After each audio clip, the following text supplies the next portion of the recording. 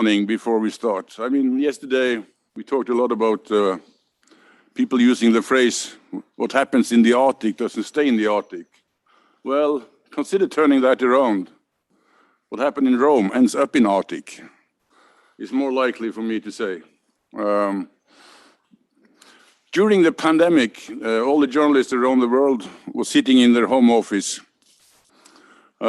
using phone as the only way to meet people.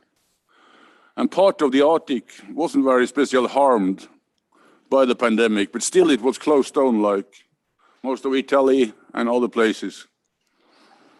And I'm a journalist, and journalism for me is telling stories about the people living in the Arctic.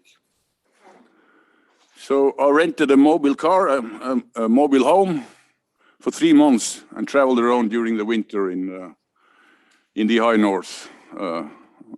That was only in the northern part of Norway because the borders to Russia and Sweden and Finland, our neighbors, were closed. And I wanted to see what was happening behind the scene when all the news you heard from all the world was about the pandemic. Still, there was some people working, keeping the wheels going on. And this is 3 months in 15 minutes, pretty self-explaining. So please join me on a trip in the high north.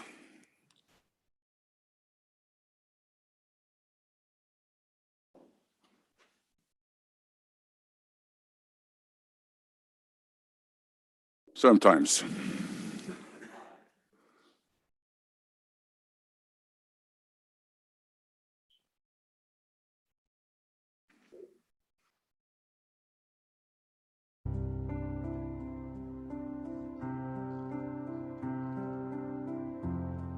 I februar hadde jeg vært journalist på hjemmekontor i nesten et år. En skjebne.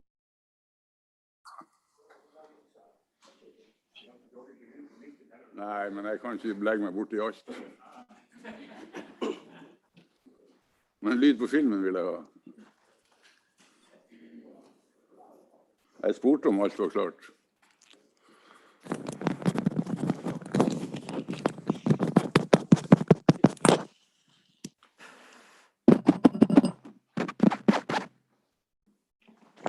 Well, I could talk about football and Rome and Bodø/Glimt, but I don't think that is the right thing to do for a guest in Rome these days.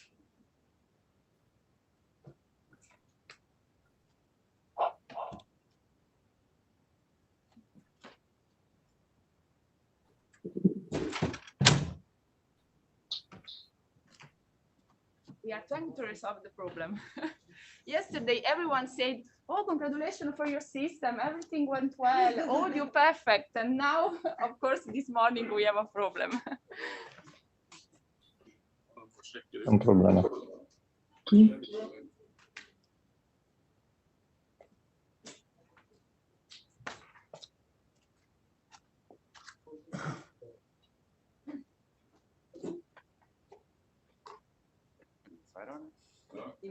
Yes.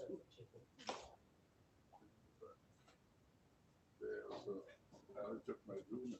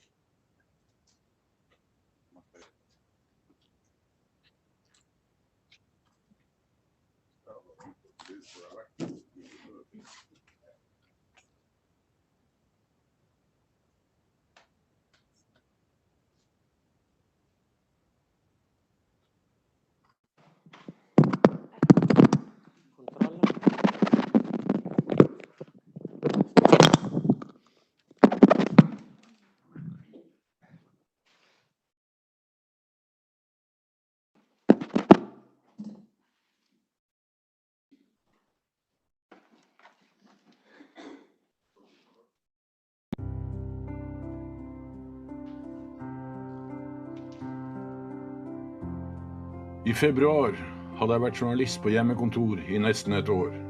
En skjebne jeg delte med de fleste av mine kollegaer. Det skjer lite på et hjemmekontor som verdt å skrive om I en internasjonal avis for Arktis og nordområdet. Og på det sentrale østlandsområdet mer enn en fjerdedel av Norges befolkning siden forrige helg omfattet av svært strenge smitteverntiltak. Etter 141 pressekonferanser med regjeringen, sendt fra de samme smittekontrollerte regjeringskontorene I Oslo, hadde jeg fått nok. Og så har det selvsagt enorme konsekvenser for norsk arbeids- og næringsliv. Mange norske bedrifter helt avhengig av utenlandsk arbeidskraft, og uten den tilgangen så vil det gå utover de norske arbeidsplassene også. For journalistikk handler om å møte mennesker, om å fortelle historier. Pandemien reduserte oss alle til statistikk. Den daglige nyhetsdekningen ble bestemt av regjeringens pressekonferanser. Derfra fulgte journalistene smittesporene fra sitt hjemmekontor. Men fordi smitten aldri fikk helt grep om nordområdene, om Nord-Norge, forsvant vi sakte, men sikkert ut av nyhetsbildet. Og sier ordførerne I Bodø, I Alta og I Tromsø at jo, det det gode grunner til. Gunnar Wilhelmsen, du ordfører I Tromsø, og du da en av dem som insisterer på å ha denne søringkarantenen, som det kalles nå. Hvorfor det? Nei, det for at det nødvendig. Vi har gjort en del tiltak som regjeringen ikke har gjort. Søringkarantenen var et slags unntak, en stund. Vi eksisterte bare som koronapasienter. Uten smitte var vi ingen nyhet. 15. februar 2021 hadde jeg fått nok. Ikke bare av de daglige, offisielle pressekonferansene, men også av digitale menneskemøter. Med en leid bobil som hjemmekontor, drev av en intens trang til å møte mennesker som levde I skyggen av pandemien, la jeg ut på en 3 måneders lang reise I nord. Nødvendige arbeidsreiser var lov, selv om de færreste journalister reiste. Og I den grad de reiste, var det til Brussel og New York.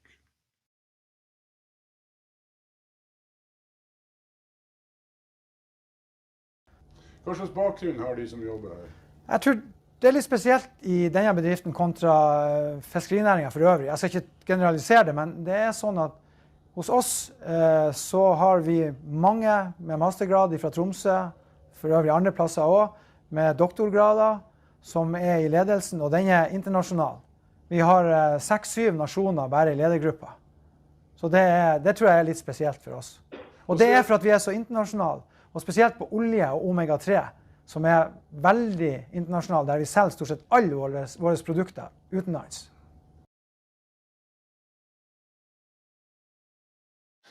I dag står jeg helt på grensa til Russland. Ved bredden av Pasvikelva som skiller de to landene fra hverandre. Og her inne I skogen, får jeg vel si, så ligger det altså en ekte forskningsstasjon som heter Svanholt. Ja, det litt mange forskjellige ting, men vi et unikt møtested, og vi en forskningsstasjon.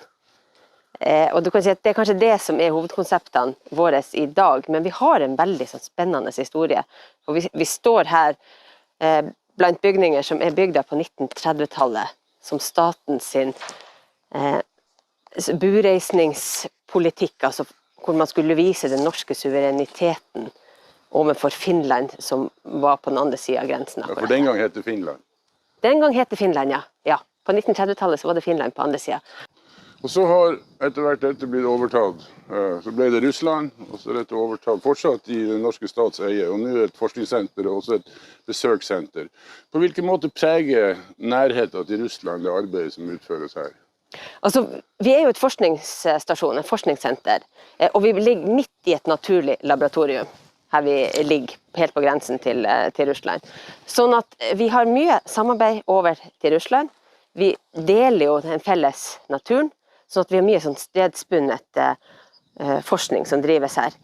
Altså det at vi det møtestedet, sant, gjør at vi tiltrekker oss så både finner, russere, nordmenn, og på mange måter også en nøytral møteplass.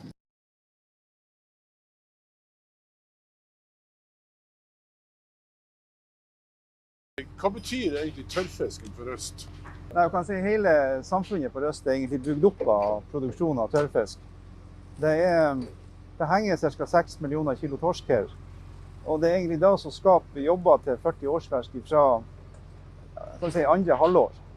Så uten tørrfisken så tror jeg at Røst har vært dårlig stikk, eller måtte ha tenkt totalt annerledes. Og grunnen til at det blir sånn, det er jo på grunn av at du har noen ekstremt komparative fortrinn, med at du ikke har fjell og skog og har en god trekk hele året. Og så har du på en måte et klima på vinteren som gjør at det ikke blir frost. Det blir ikke mange frostdager. Så miksen mellom alt det her været gjør at du får et kvalitetsprodukt som har gjort at vi kunne levd av det her i mange hundre år. Og hovedmarkedet for norsk tørrfisk, og spesielt tørrfisk fra Lofoten, det er jo Italia. Og det hadde jo vært i antagelig 1000 år. Kanskje spesielt 5 regioner i Italia. Hvis du reiser til Bari eller Palermo eller Roma, så finner du ikke tørrfisk. Men reiser du til Genova eller Napoli eller Messina på Sicilia, så finner du tørrfisk overalt. Ja, du kan si at tørrfisk det er primært Kroatia, Italia, Kanada, USA. Men vi er størst på, vår hovedproduksjon går på Italia. Men vi driver jo med ferskfisk på Sør-Europa, dog gjennom andre eksportører. Vi driver direkteeksport av saltfisk til spesielt Kanada, Halifax og Montreal. Vi driver direkteeksport av saltfisk til Portugal, til Aveiro. Så vi er for så vidt, jeg tror Røstsamfunnet i mange år har vært veldig internasjonalt rettet. Og mer enn mange kan tro, hvis de bare hører om en liten flekk ute i havet. Men vi er mer avhengig av inntektsutviklingen i Italia og i Sør-Europa enn vi er i Norge.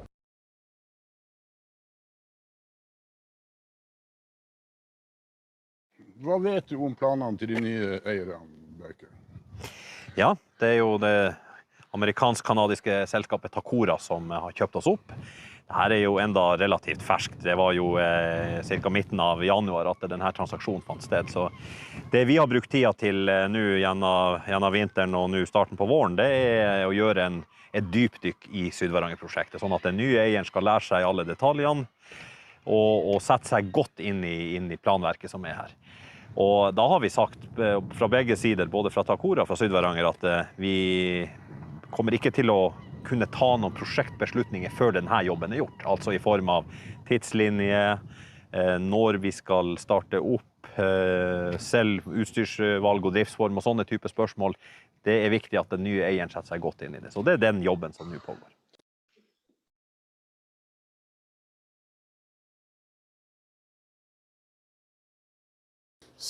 Kan du si litt om forskjellen på å være politimester i Finnmark og i Oslo? I forhold til Schengen yttergrense, hvor vi står nå, det er jo veldig spesielt det da. Så det er jo en del aspekter her som jeg tror er forskjell fra veldig mange andre. Ja, for hvis jeg dreier kameraet litt, så ser vi jo rett over til Russland. Hvilke utfordringer og muligheter gir det deg som politimester? Altså for det første så er det jo det at jeg må jo bare være den første til å si at vi har et veldig godt og avklart forhold til russiske myndigheter. Her hvor vi står nå, så er jo grenselinja veldig viktig for oss at vi synliggjør og beviser for russiske myndigheter at vi faktisk overholder den grenselinja som er satt, og at vi straffeforfølger folk som ikke overholder de reglene som vi har her. Det er viktig for dem, og det er viktig for oss. Så det som er spesielt her er jo den grensa, den Schengen-yttergrensa, og så er det jo selvfølgelig veldig spesielt også å ha flere hundre soldater som gjør polititjeneste i det daglige.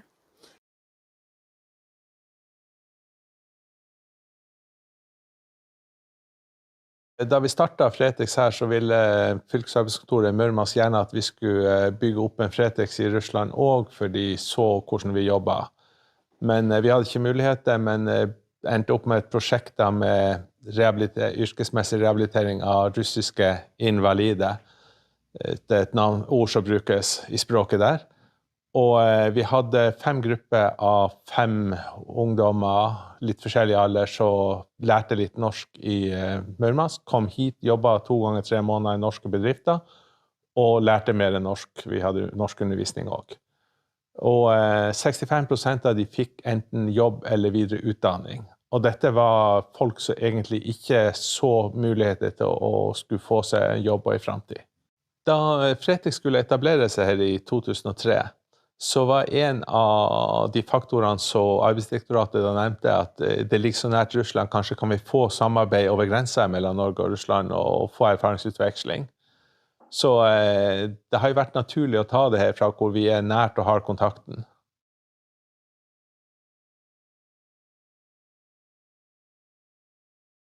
Ja, det jo tosidig. Vi kan godt si at på den lutefisk-siden så vi egentlig ikke negativt rammet. Faktisk så merker vi en oppgang i 2020. Og det har med det at vi produserer jo da lutefisk til dagligvare. For dem som produserer lutefisk til Horeca-markedet, det vil si hotell og restaurant, så nok de mer rammet. Mens dagligvare har en oppgang. Utfordringen vår imidlertid at lutefisken utgjør bare 20% av den totale omsetningen. Så de 80% jo veldig avhengig av eksport. Og ut av de 80% vi eksporterer av klippfisk, så ca. 70% av det igjen til Brasil-markedet. Og Brasil-markedet veldig hardt rammet. Så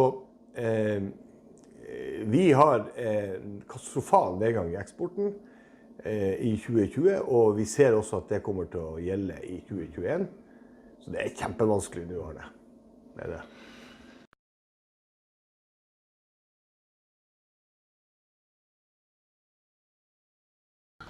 Det blir også et internasjonalt prosjekt? Ja, absolutt. Vi tenker at vi først og fremst skal jobbe for det regionale, for kvenene som bor her i de kvenske kjerneområdene. Og ellers i Norge. Det bor jo mange kvener også i Oslo og Trondheim. Det jo egne organisasjoner der. Men så skal vi samarbeide på Nordkalotten med broderfolket. Og vi ønsker også i et større sammenheng å jobbe med minoritetsutfordringer. Og i gang og i sånn innledende diskusjoner da med minoritetsteater i hele Europa.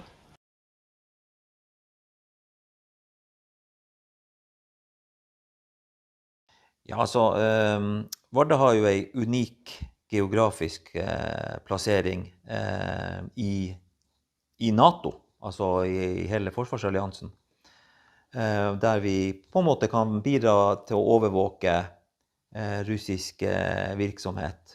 Og vi jo glad for at vi kan være med og bidra til NATOs sikkerhet. Og det har vi jo på en måte gjort i over 700 år siden det ble etablert festning i Vardø første gang. Så Vardø har jo kanskje nå den lengste historien som forsvarskommune i hele Norge.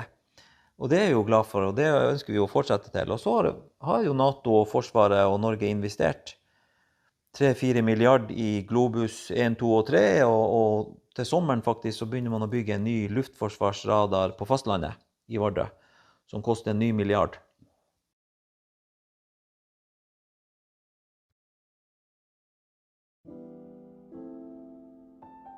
Summen av reisen ble et 50-talls møter med mennesker som holdt samfunnshjulet i gang.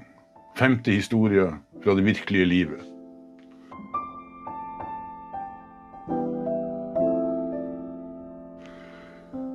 Ikke en eneste statsråd, ikke en eneste representant for helsemyndighetene.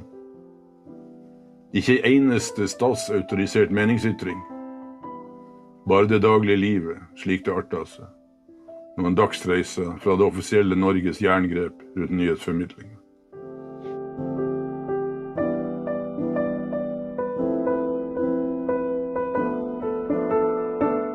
En sånn reise rommer stoff nok til en hel kjærlighetsroman.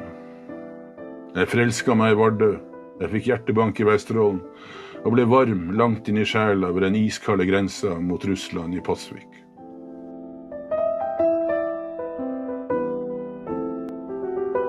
Kanskje også en pamflett om kunstens betydning. Om frykten for hva som skjer med oss dersom kunstnere kjeder når scenen igjen åpnes.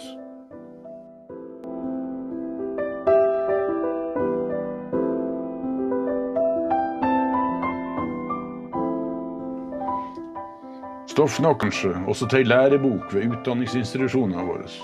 Om en internasjonal landsdel som gjerne ser forbi Oslo når innovasjon og marked skal utvikles for framtida.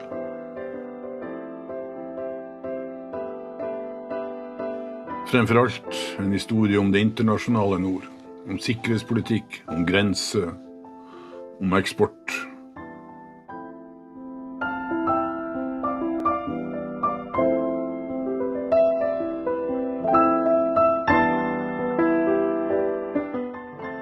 Et innspill kanskje til politiske partier som kjemper om velgere i nord.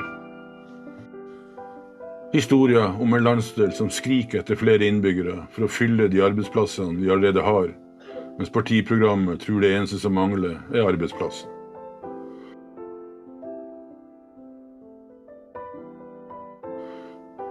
Men også en historie om nærmest endeløse avstander, ikke bare til hovedstaden og pressekonferansene i regjeringsbygget, men også mellom fylkene som ble tvangssammenslått før pandemien gjorde avstanden mellom oss uoverstigelig.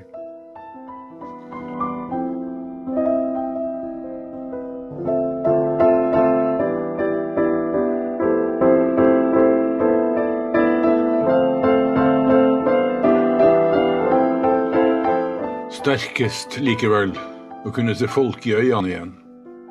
Ikke bare flakkende piksler over en dataskjerm, men ekte mennesker med det samme savnet som jeg bar på. Å kunne møtes ansikt til ansikt. 50 unike møter i skyggen av pandemien.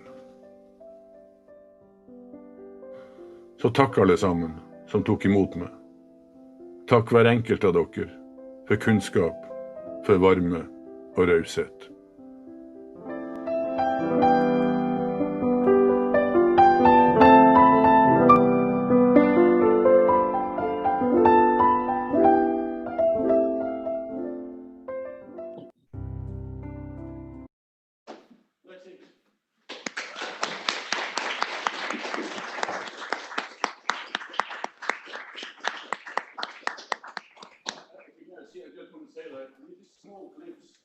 Telling the story of how international the Arctic are, how international the company, the artists, the academics, how depending Arctic is on international connection. Also, if you want to keep updated like investors, sign up for the newsletter from High North News, and you will get the news first. Okay, Freddie. Thank you.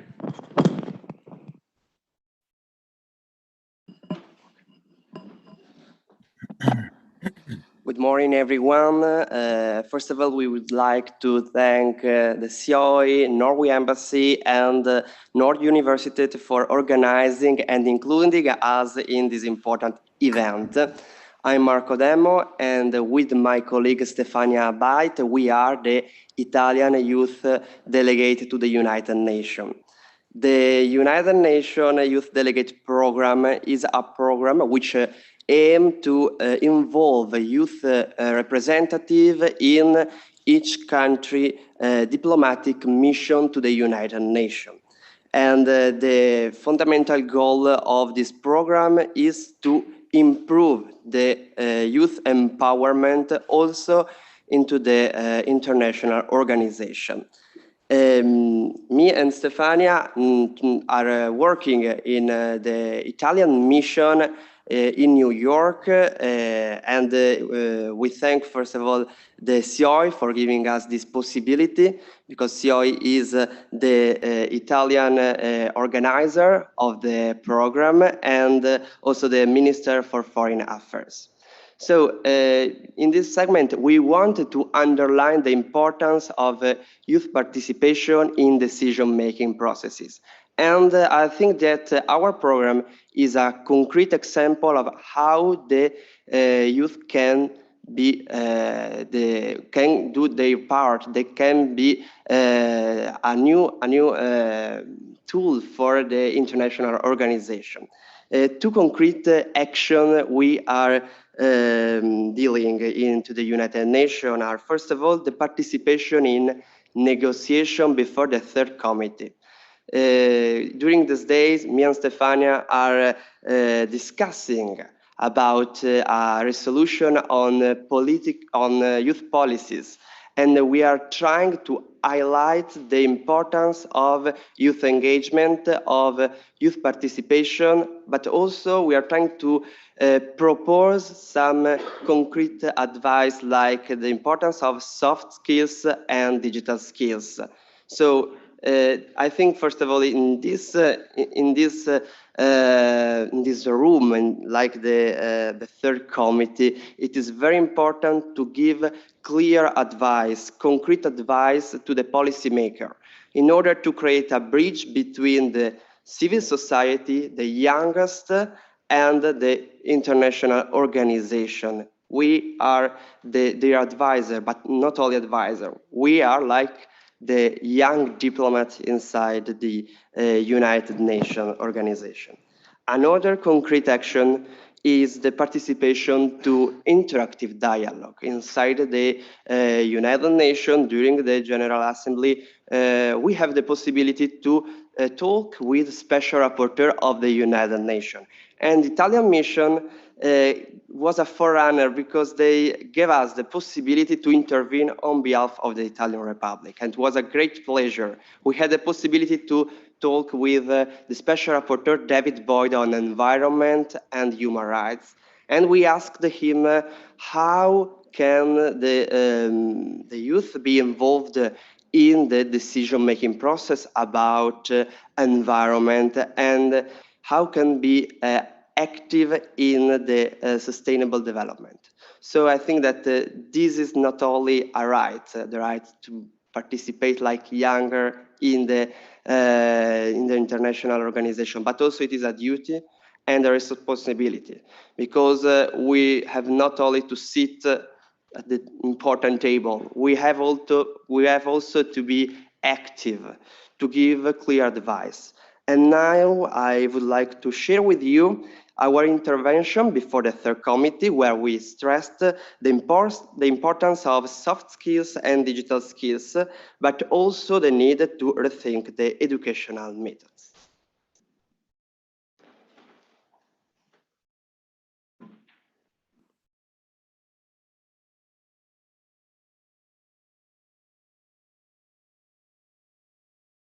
I thank you, and I leave the floor to Stefania and Marco. Thank you.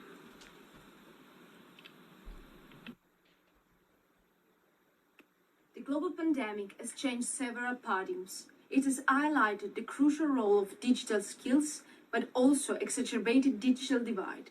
Indeed, 92% of the population having access to a mobile broadband network, but still 54% of the population will need strong reskilling by 2022.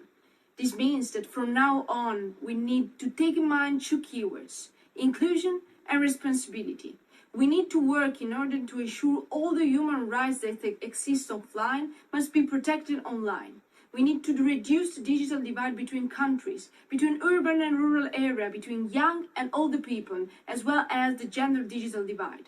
Primarily, we must promote initiatives to engage and include global youth for equal participation, empowering their role in the decision-making process. In the meantime, we must stress an ethical use of technologies and think of ways to train the today's generation to be responsible learners of the digital age. But what is the other side of the coin? The school system must be adapted to the complexity of the new world. Therefore, educational methods need to take into consideration the challenging and evolving skills needed in our decades. We have spoken about digital skills, but we should also focus on soft skills. Indeed, promoting teamwork activities raises the acceptance of others' ideas, supporting and enabling the creation of a democratic environment. In addition, the capability to manage and work under pressure is vital to developing healthy relationships with others. To reach this goal, we need to promote innovative educational methods. Peer education, for instance, is a new way to train members of a group and increase their expertise. We need to take care of everyone who is living digital ages. We need to prevent that anyone is left behind, because it is the only way to move on. I thank the distinguished representative of Italy and the youth representatives for their statement. And now, je donne la parole au distingué représentant. I thank you and I leave the floor to Stefania and Marco. Thank you.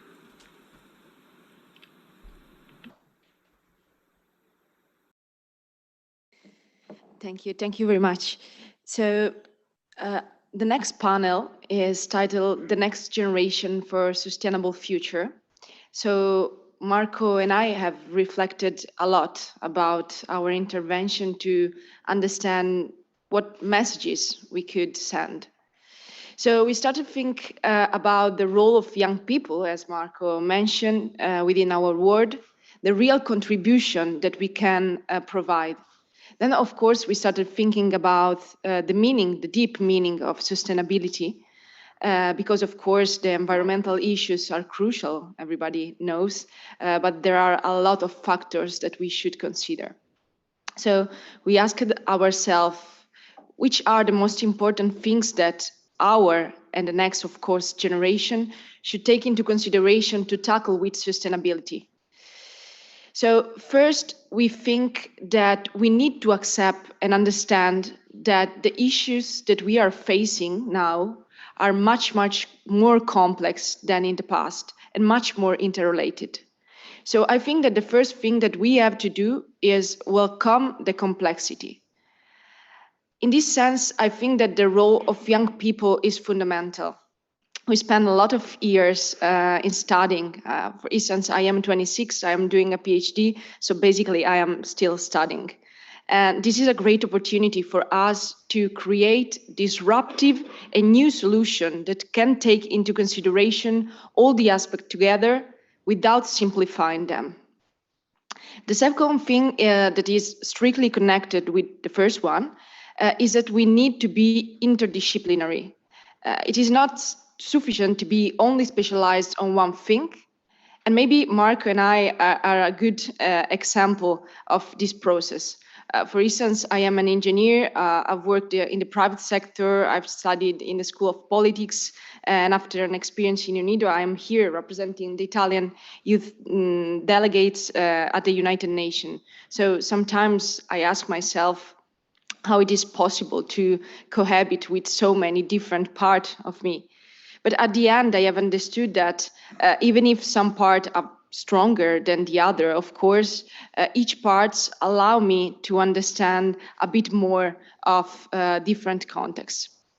So the third thing is the necessity to transform the intangible concept of sustainability in a tangible and more concrete one.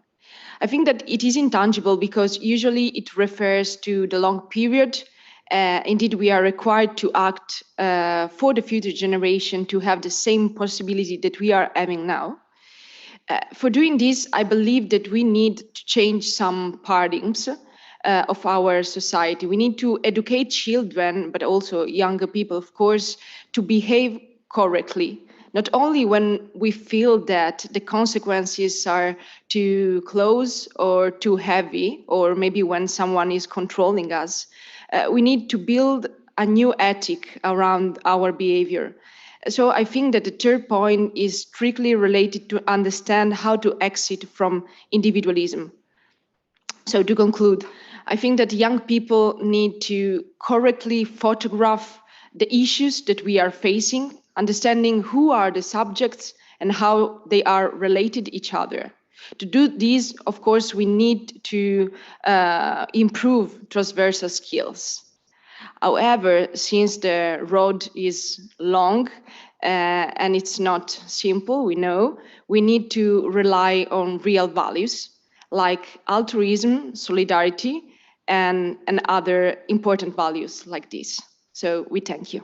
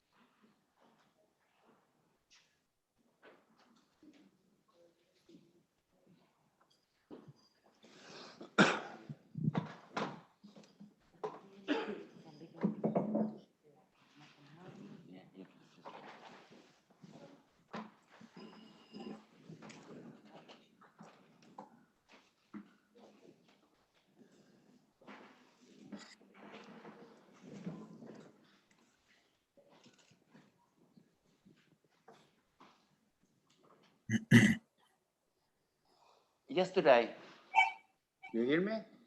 Yes, yesterday I got a greeting and a message from Federica Gasparo, a very young Italian student and activist.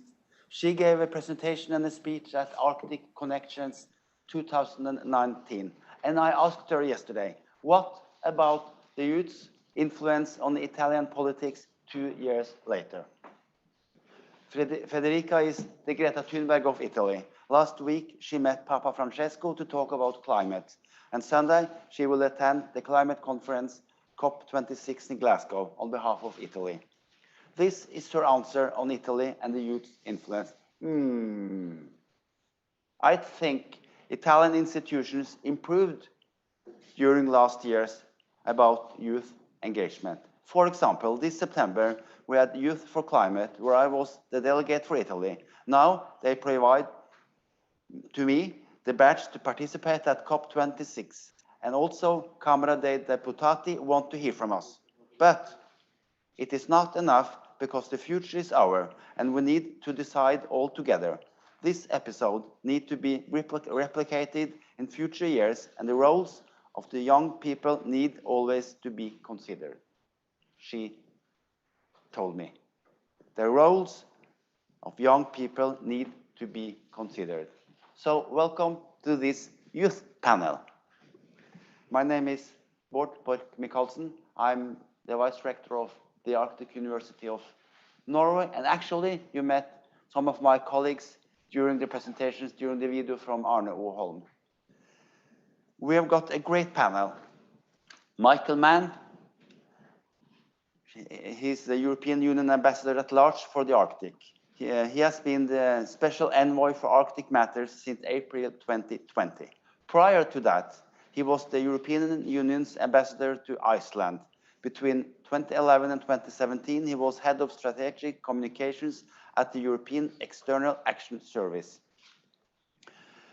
doubling us as Chief Spokesperson to High Representative Vice President Catherine Ashton from 2011 to 2014. Mr. Mann worked as a European Commission spokesperson between 2002 and 2011, covering a wide range of portfolios. Yeah. We also got Massimo Mappelli. He's Vice Editor-in-Chief and Special Correspondent of LA7 News. He produced the documentaries Antarctica, Ultima Frontiera, and the award-winning Nero Artico. And the third person on screen is Tommaso More. He's a policy advisor to Italy's Prime Minister Office. He's the youngest member of the task force of the Italian presidency of the G20, where he serves as the policy lead on employment, education, youth, and gender equality.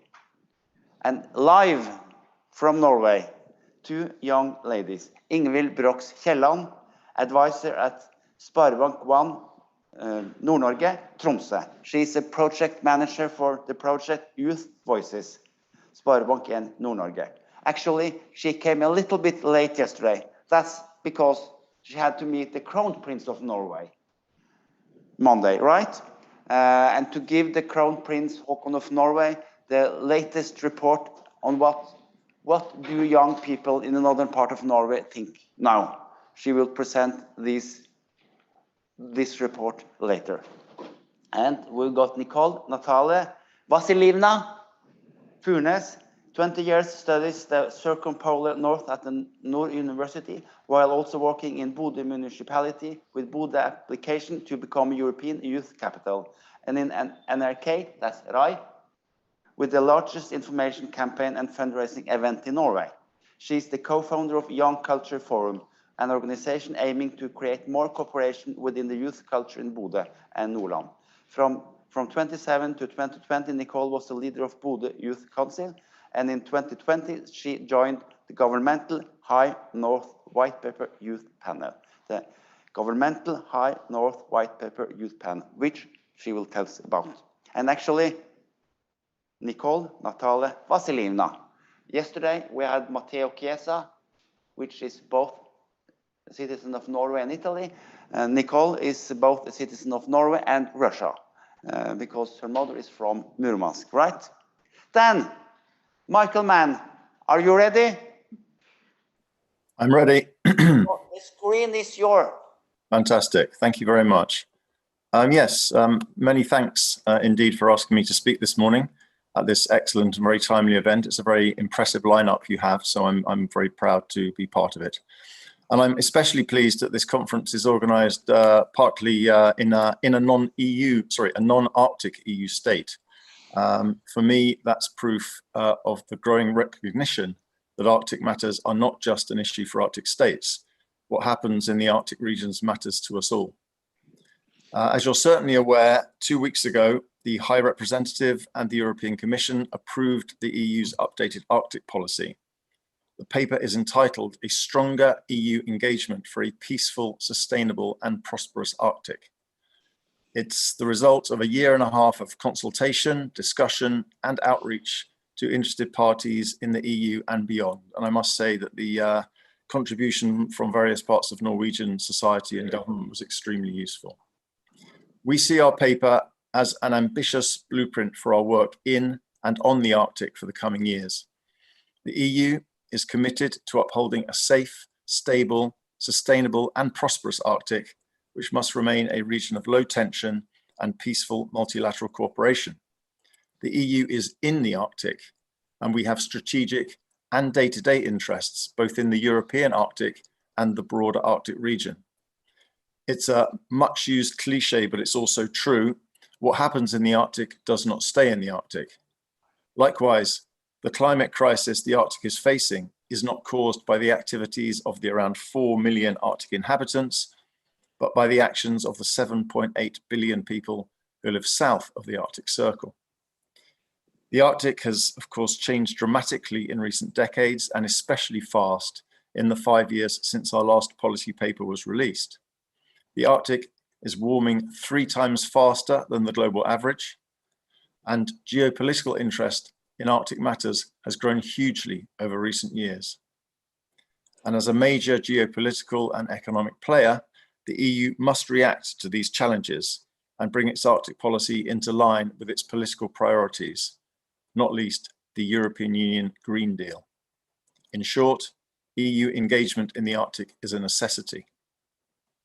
We of course recognise that the 8 Arctic states have the primary responsibility for what happens on their sovereign territory, yet many of the challenges the Arctic faces can best be tackled through regional or international cooperation. This is especially true of climate change. And so the European Green Deal is at the heart of our Arctic engagement, together with the Fit for 55 package, our biodiversity policy, and the EU's approach for a sustainable blue economy. All this supported by science, innovation, and regional investment. We're also aware of our geopolitical role and the need to reflect that in our approach to Arctic matters. 2 of the proposals we made a couple of weeks ago garnered, of course, the most attention in the media. The first was our push for oil, gas, and coal to stay in the ground, and our pledge to work with partners towards a moratorium on hydrocarbon reserve development in the Arctic. The second was our plan to establish a European Commission office in Nuuk, Greenland. But there is, of course, much more to the policy than these 2 headlines. Our updated policy is based on climate action, environmental protection, enhanced international cooperation, and finding ways to stimulate sustainable economic development in Arctic regions through research and innovation and regional development support. These are living regions with populations who have legitimate aspirations for a decent future for themselves and for their children and their children's children. We will seek in particular to take full account of the wishes of Indigenous people and the unique knowledge that they possess. We also want to place greater emphasis on gender equality and the role of young people in Arctic regions. During the drafting work on our updated policy, we were very impressed with how Norway had given young people a key role in preparing the new Norwegian strategy, in particular through the establishment of the youth panel. And I'm very much looking forward to hearing more details on how that worked. We in the EU were not able to set up a formal structure of this sort, but we did establish close contacts with young people across borders, both during the public consultation on our Arctic policy and through ad hoc outreach. We would now like to make this more regular and concrete beyond the already considerable role which will be played by young people in the upcoming Arctic Stakeholders Forum and Indigenous Peoples Dialogue run by the European Commission and taking place on the 10th and 11th of November. We are aware that some organizations representing the young are run largely by volunteers who either have full-time jobs or are full-time students.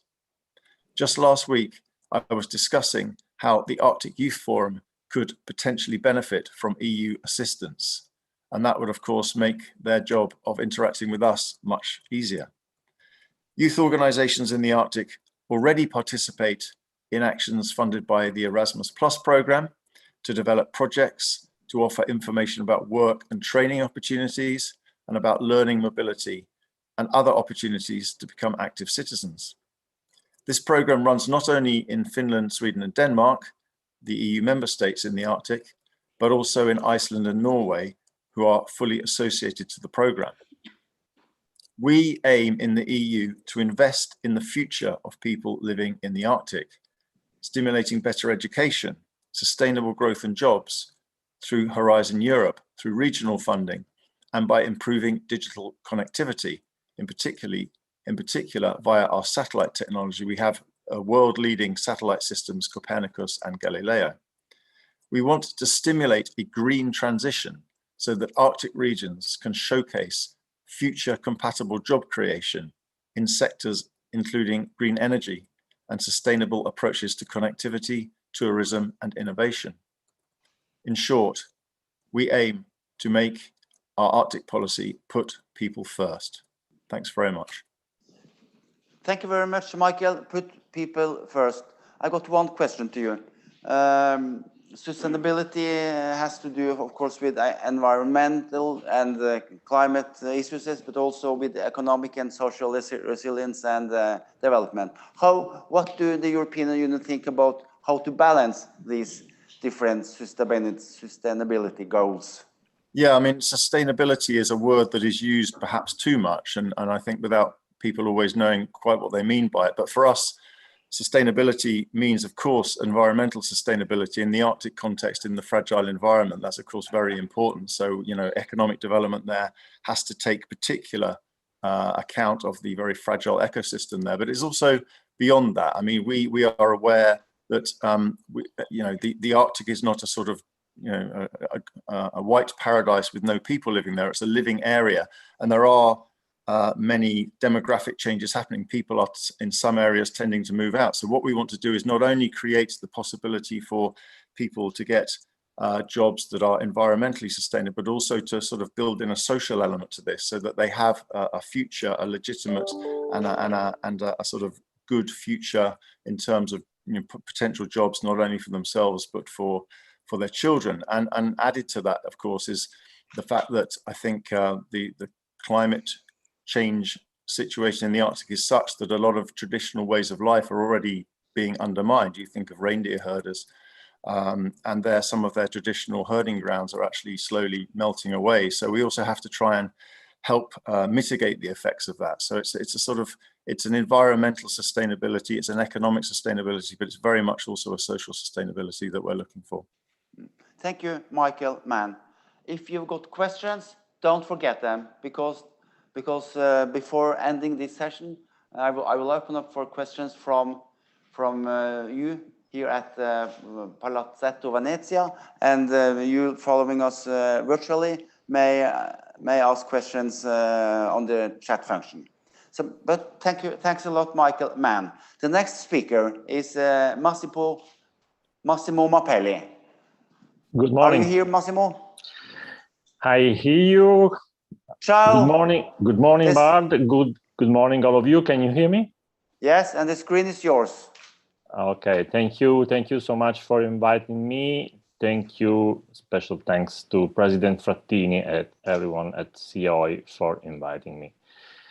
I'd like to share my experience as a journalist briefly, because everyday news storytelling leads us to talk about environmental themes. We do it, first of all, if we have to cover a natural disaster. It happened yesterday in Sicily. Hard rains, big floods, whole rivers flooded. People dead or wounded, victims and displaced.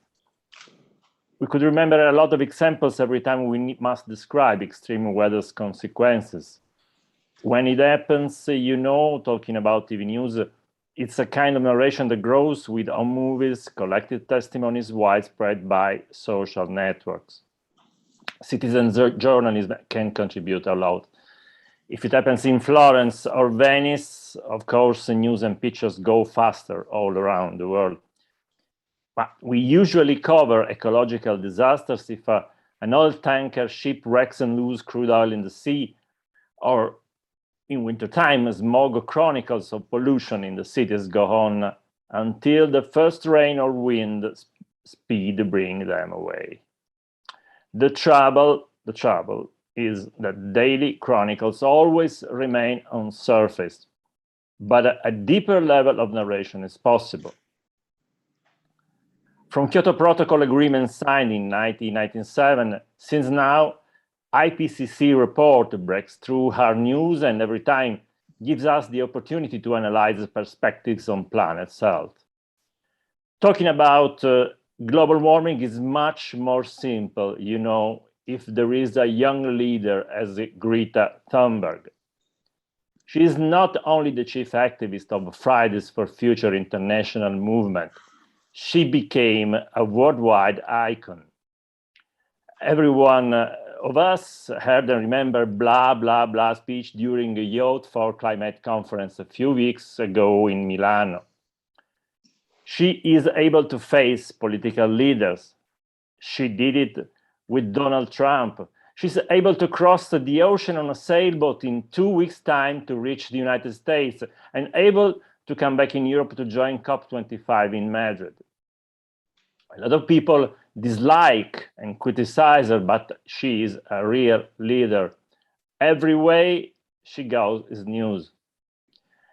Now we are ready to see what is going to happen in Glasgow during COP26, hoping nations could reach shared and common objectives and concrete perspective for greenhouse gas savings, take up funding on Green Deal, and energy transition.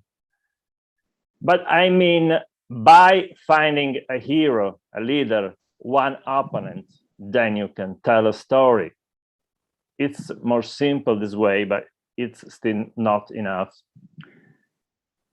Some years ago, I was in Antarctica and in Arctic regions for very special reportings. Only the cameraman and myself, a great experience. To film, edit, and produce 2 documentaries at the end of the world. South Side before and then North Face. And still very proud of this because we did it before most of the other Italian TV channels and a lot of the Europeans as well. A journey, you can imagine, which needs careful preparation for the body and the soul. Polar regions can show climate change's consequences before they happen somewhere else in the planet. Planet A, not Planet B, I mean. Anyway, this is the same in South Pole as it happens on the North.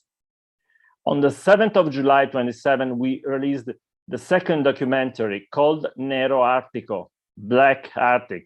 Why black? I wanted to describe the drama of the Inuits of Greenland, a people adrift on account of more than just climate change, disoriented by a strong loss of cultural identity tied to globalization. So their social fabric is vanishing. I also wanted to show stories of researchers who study the state of planet health on the Svalbard Islands. And as you know, they do in the world's northernmost international outpost, based in Ny-Ålesund on Kings Bay. Could the neglect of the role exploring the race to exploit oil and mineral reserves in the Arctic territory amidst the economic, military, geopolitical disputes and claims from various countries? Warmer and warmer Arctic regions are still contested by USA, Russian Federation, Canada, and Northern European powers. Also, Italy has various interests, and since 2013, it's one of the permanent observer countries in the Arctic Council. Also China, also South Korea. A very complex issue, a big and complicated game. So how do we succeed is the question. In my opinion, we need to question best scientists and need to find certified answers. Professor Geir Gabrielsen, senior scientist, as you know, a great scholar working for Norwegian Polar Institute and UNIS in Svalbard, show me the impact of pollution of birds' life. Ecotoxicology studies, amazing and worrying.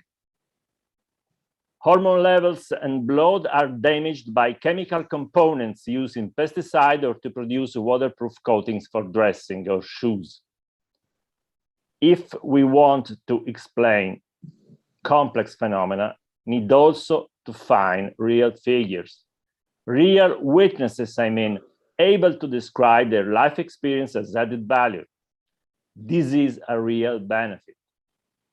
For instance, the Inuit hunter who every day, early in the morning, start chasing and catching seals on a boat in a fjord, armed with rifle, navigator, binocular, and cellular phone.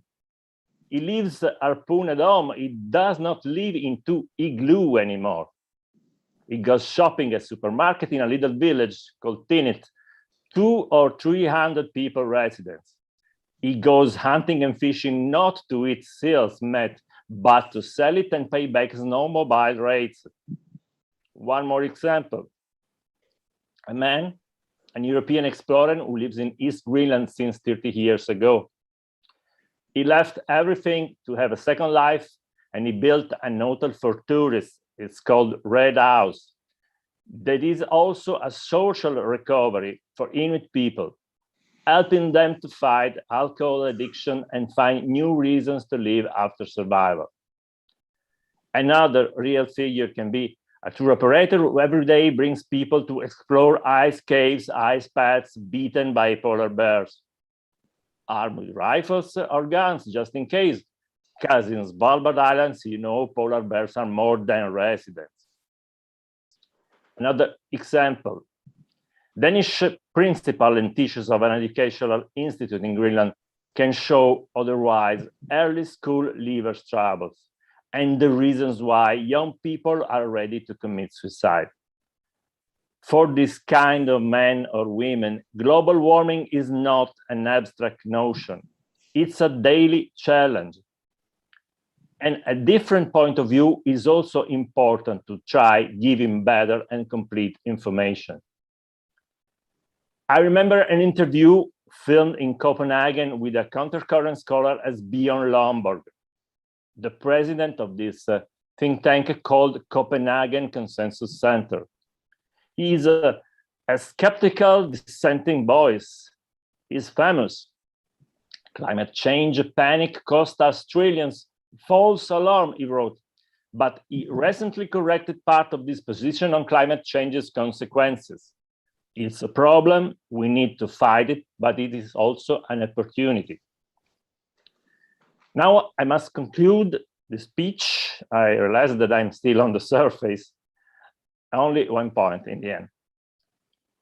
An experience like this, as a journalist, a great experience, convinced me that time has come to refound our relationship with nature. Most of scientists agree that we are putting life on planet at a huge risk. Every one of us should contribute to spread the good information and promote responsible behaviors.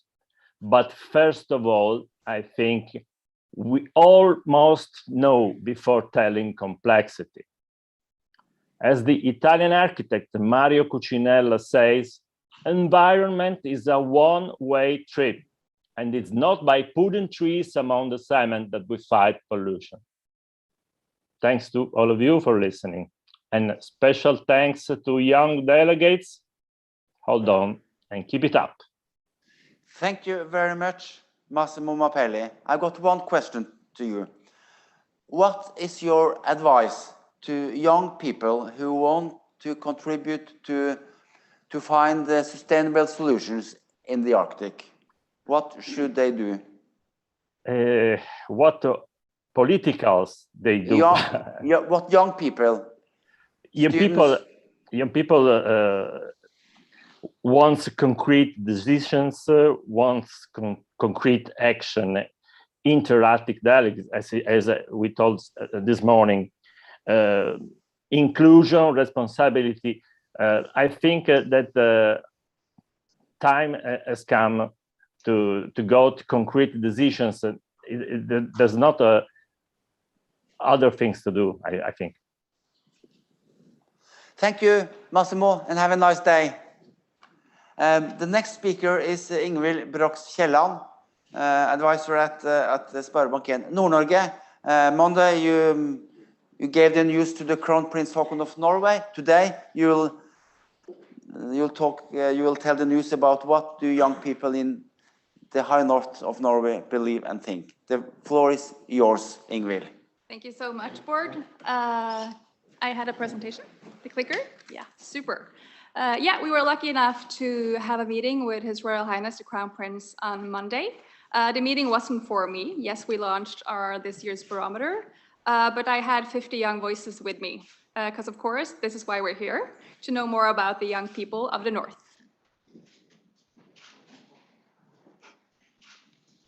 Super. Nothing about us without us. But what do you actually know about us? What do we know about the young people of the North?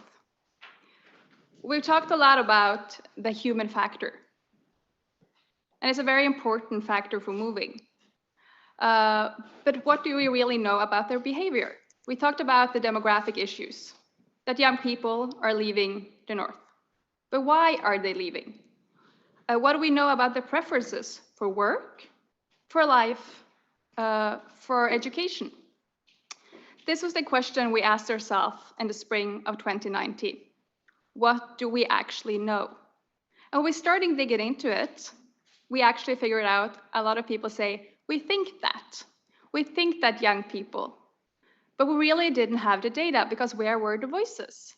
We're very lucky in Norway that we have youth panels. Every municipality have youth panels. They go up to 19 years old. We have a lot of universities. They do a lot of studies on their students, but they ask about student quality, the quality on campus life. There's no questions asking, how are you belonging to the society you're living in? How is life around? How is your connection to the region you're living in? When we look to the voting statistics, also young people, like second-time voters, are the voters who vote least. And right now, we're having a dialogue in Norway because we're seeing that young male are voting less and less. When we look to decision makers and processes, we see that young people aren't always at the table.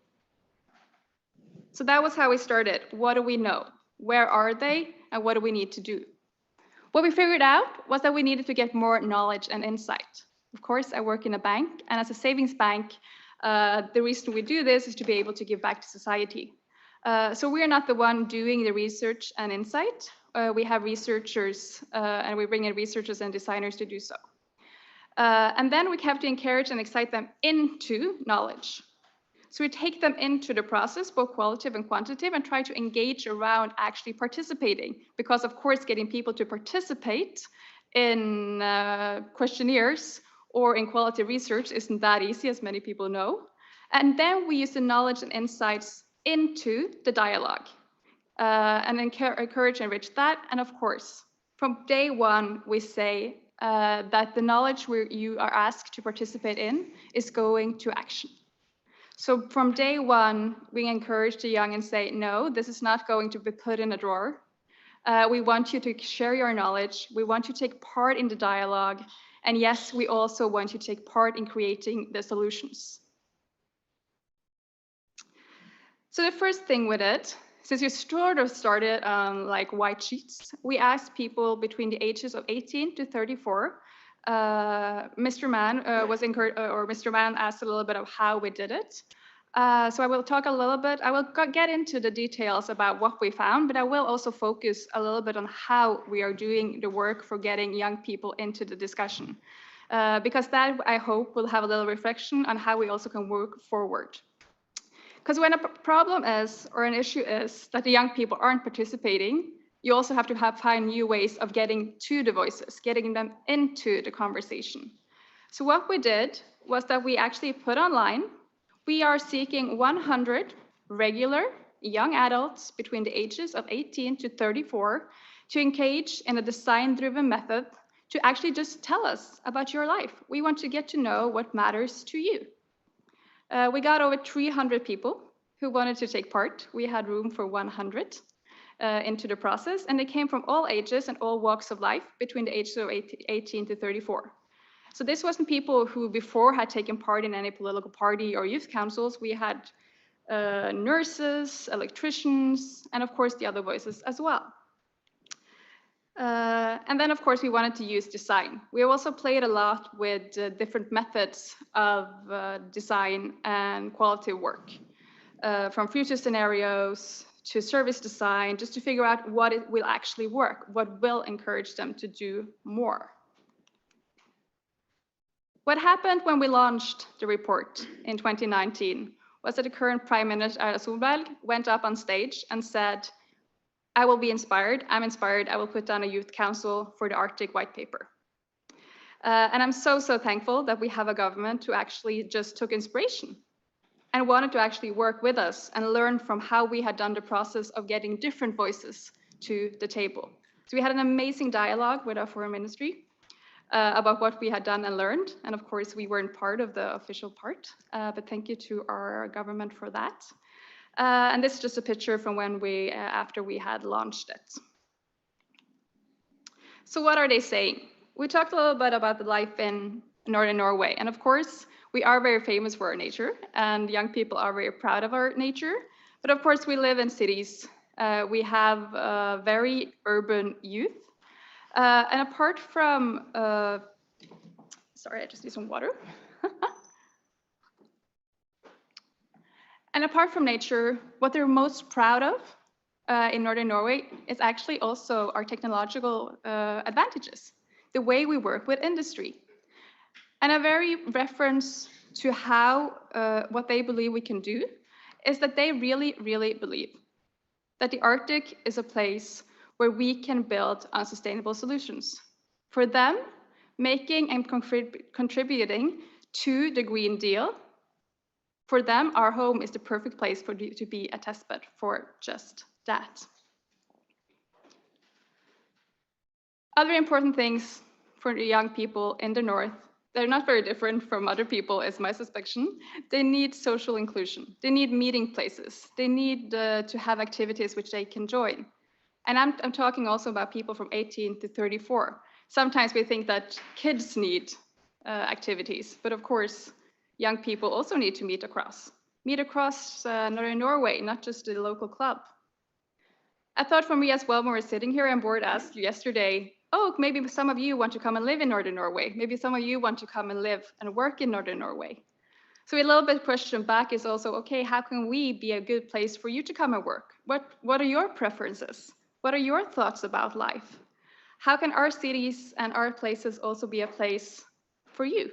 Because we know to resolve the demographic issues is we don't have to just have more babies or just having Norwegian people. We also need a lot of international people. We are an international Northern North. So it's more of an invitation, join us in the co-creation of a sustainable Arctic. Because like I say, this is my hometown of Tromsø. We are urban cities, full of life, but very close to nature. I want to go, like I said, I will try and get into it so we can have a dialogue as well here.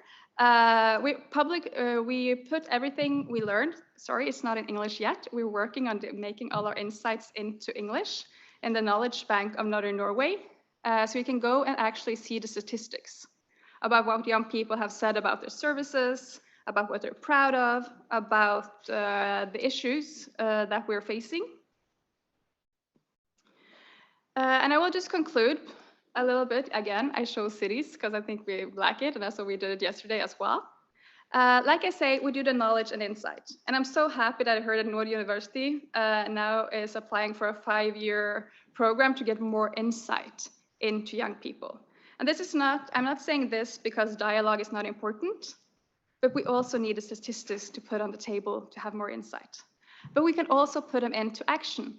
Yesterday, one of the panelists talked very nicely about how we can include young people also in startups and in innovation. And what we learned is, yes, they want to contribute. They want to be a part of how we do business. They want to be a part of doing this transition. But what they were lacking, and what we have said to our government that we need to do in Northern Norway, they were lacking the arenas for them to participate. They weren't asked by their employees to participate in the innovation processes in the businesses. They were lacking the spaces to be creative and joining in the process. So I think I will just conclude with where I started. We need to encourage and excite young people in knowledge and insight, so we have the data. We need to encourage them into the dialogue, and then we have to encourage them into the action part as well, and making them part of the whole 3-step process. Thank you very much. Thank you, Ingvild. I've got questions for you. First question, why you represent the biggest private saving bank in the northern part of Norway? Why does a bank engage in these issues? Yeah, as the private savings bank, our biggest owner is the people of Northern Norway. So our biggest owner is the people of Northern Norway. This also means that a large sum of we are also one of the biggest financial players of giving back to society. And what we asked actually our owners, the Northern Norway people, in 2019, what should we use our money for?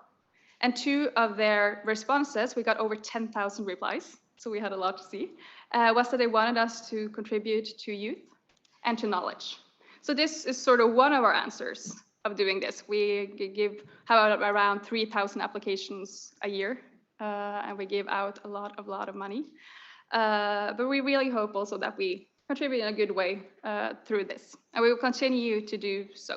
So this is kind of being a social responsible in yes, the that's society. the social responsibility part of the bank, yeah. And of course, when you're a savings bank and your biggest owner is the people, we also need the people to live here. So that's why we also, of course, need to figure out how to make them stay, so that we have a foundation for being a bank. Yeah, the first speaker was representing the European Union. How do you believe the European Union may involve young people more than they do today? Oh, big question. I think we need, like I said, I think we need to think like the 3-step part. I think it's wonderful with dialogue, but we also need to know and have a focus on knowledge and insight. So I really do hope that I'm really happy that Nord Universitet is getting more insight and will focus on it, but I hope the EU also can focus on the knowledge and insight part, and then also thinking into, yes, more dialogue and getting more voices into the dialogue. Maybe not just the voices we're hearing today. Democracy is always evolving, so we also need to think about, okay, the person who maybe never raised his hand is as important as the people who have maybe been doing it all the way. So maybe also, like we are trying to piloting, how can we get more young people into dialogue? And of course, the last part, don't forget them when you're making the solutions. We also need them in, great minds, to get into actually solving the problems. So, yeah. We were told yesterday that Norway and Sweden and the higher north, we have money, we have resources, we have structure, technology. What we lack is people. What we lack is people, especially young people. Especially young people. Many of them are moving south, and we're getting older and older. We have almost stopped dying. What is the 1 or 2 or 3 most important things to get young people to stay in the high north or to come back? Well, one of them is sort of a really funny conundrum, because there have never been more available jobs than right now in Northern Norway. That's why we say we're lacking people, because we have so much possibilities that we really just need more people to be able to do this new Green Deal and do the shift. And then on the other side, we have the young people who say, well, I hear about all these possibilities, but what are they? What are they for me? So with the Crown Prince, that was one of the issues they talked most about with the Crown Prince on Monday, was that, well, we hear about all these possibilities. We want to join in, but we don't know actually what they are. Are you actually putting the applications up online, or are you giving it to your network? If I hear that all these possibilities are in the industry, maybe I don't go in because I have another background. I didn't know you needed me. So we need to talk a lot, not just about the possibilities, but what they concretely are, and show them so that young people, both in Norway and abroad and here, can think, oh, there is a place for me. I can contribute. This is a role I can play. And of course, you need a life around it. So social meeting points, having spaces for young adults to meet. It's not like when you move to, I don't think so, this is a personal hypothesis, but I've heard after 2.5 years, I've talked to quite many people, that when you move to Northern Norway, and you change jobs a lot now, I forgot that point. When you're between 45% of all our people said that, well, I expect to move jobs in 2 years. So with a so mobile workforce as well, we need to think a little bit differently also how we include the people moving through and from different cities. And I don't think we see that we are very welcoming in the north, but how many people do you just stop on the street and say hello to if you never met them before? So it's also about how do we include them into our society. Hopefully when some of you come working in Northern Norway afterwards, how do we make a good welcome for you? How do we make you part of the society so you're not just part of a workforce? Because then it's easy to leave again. If you don't feel a belonging to where you are, it's easier to leave.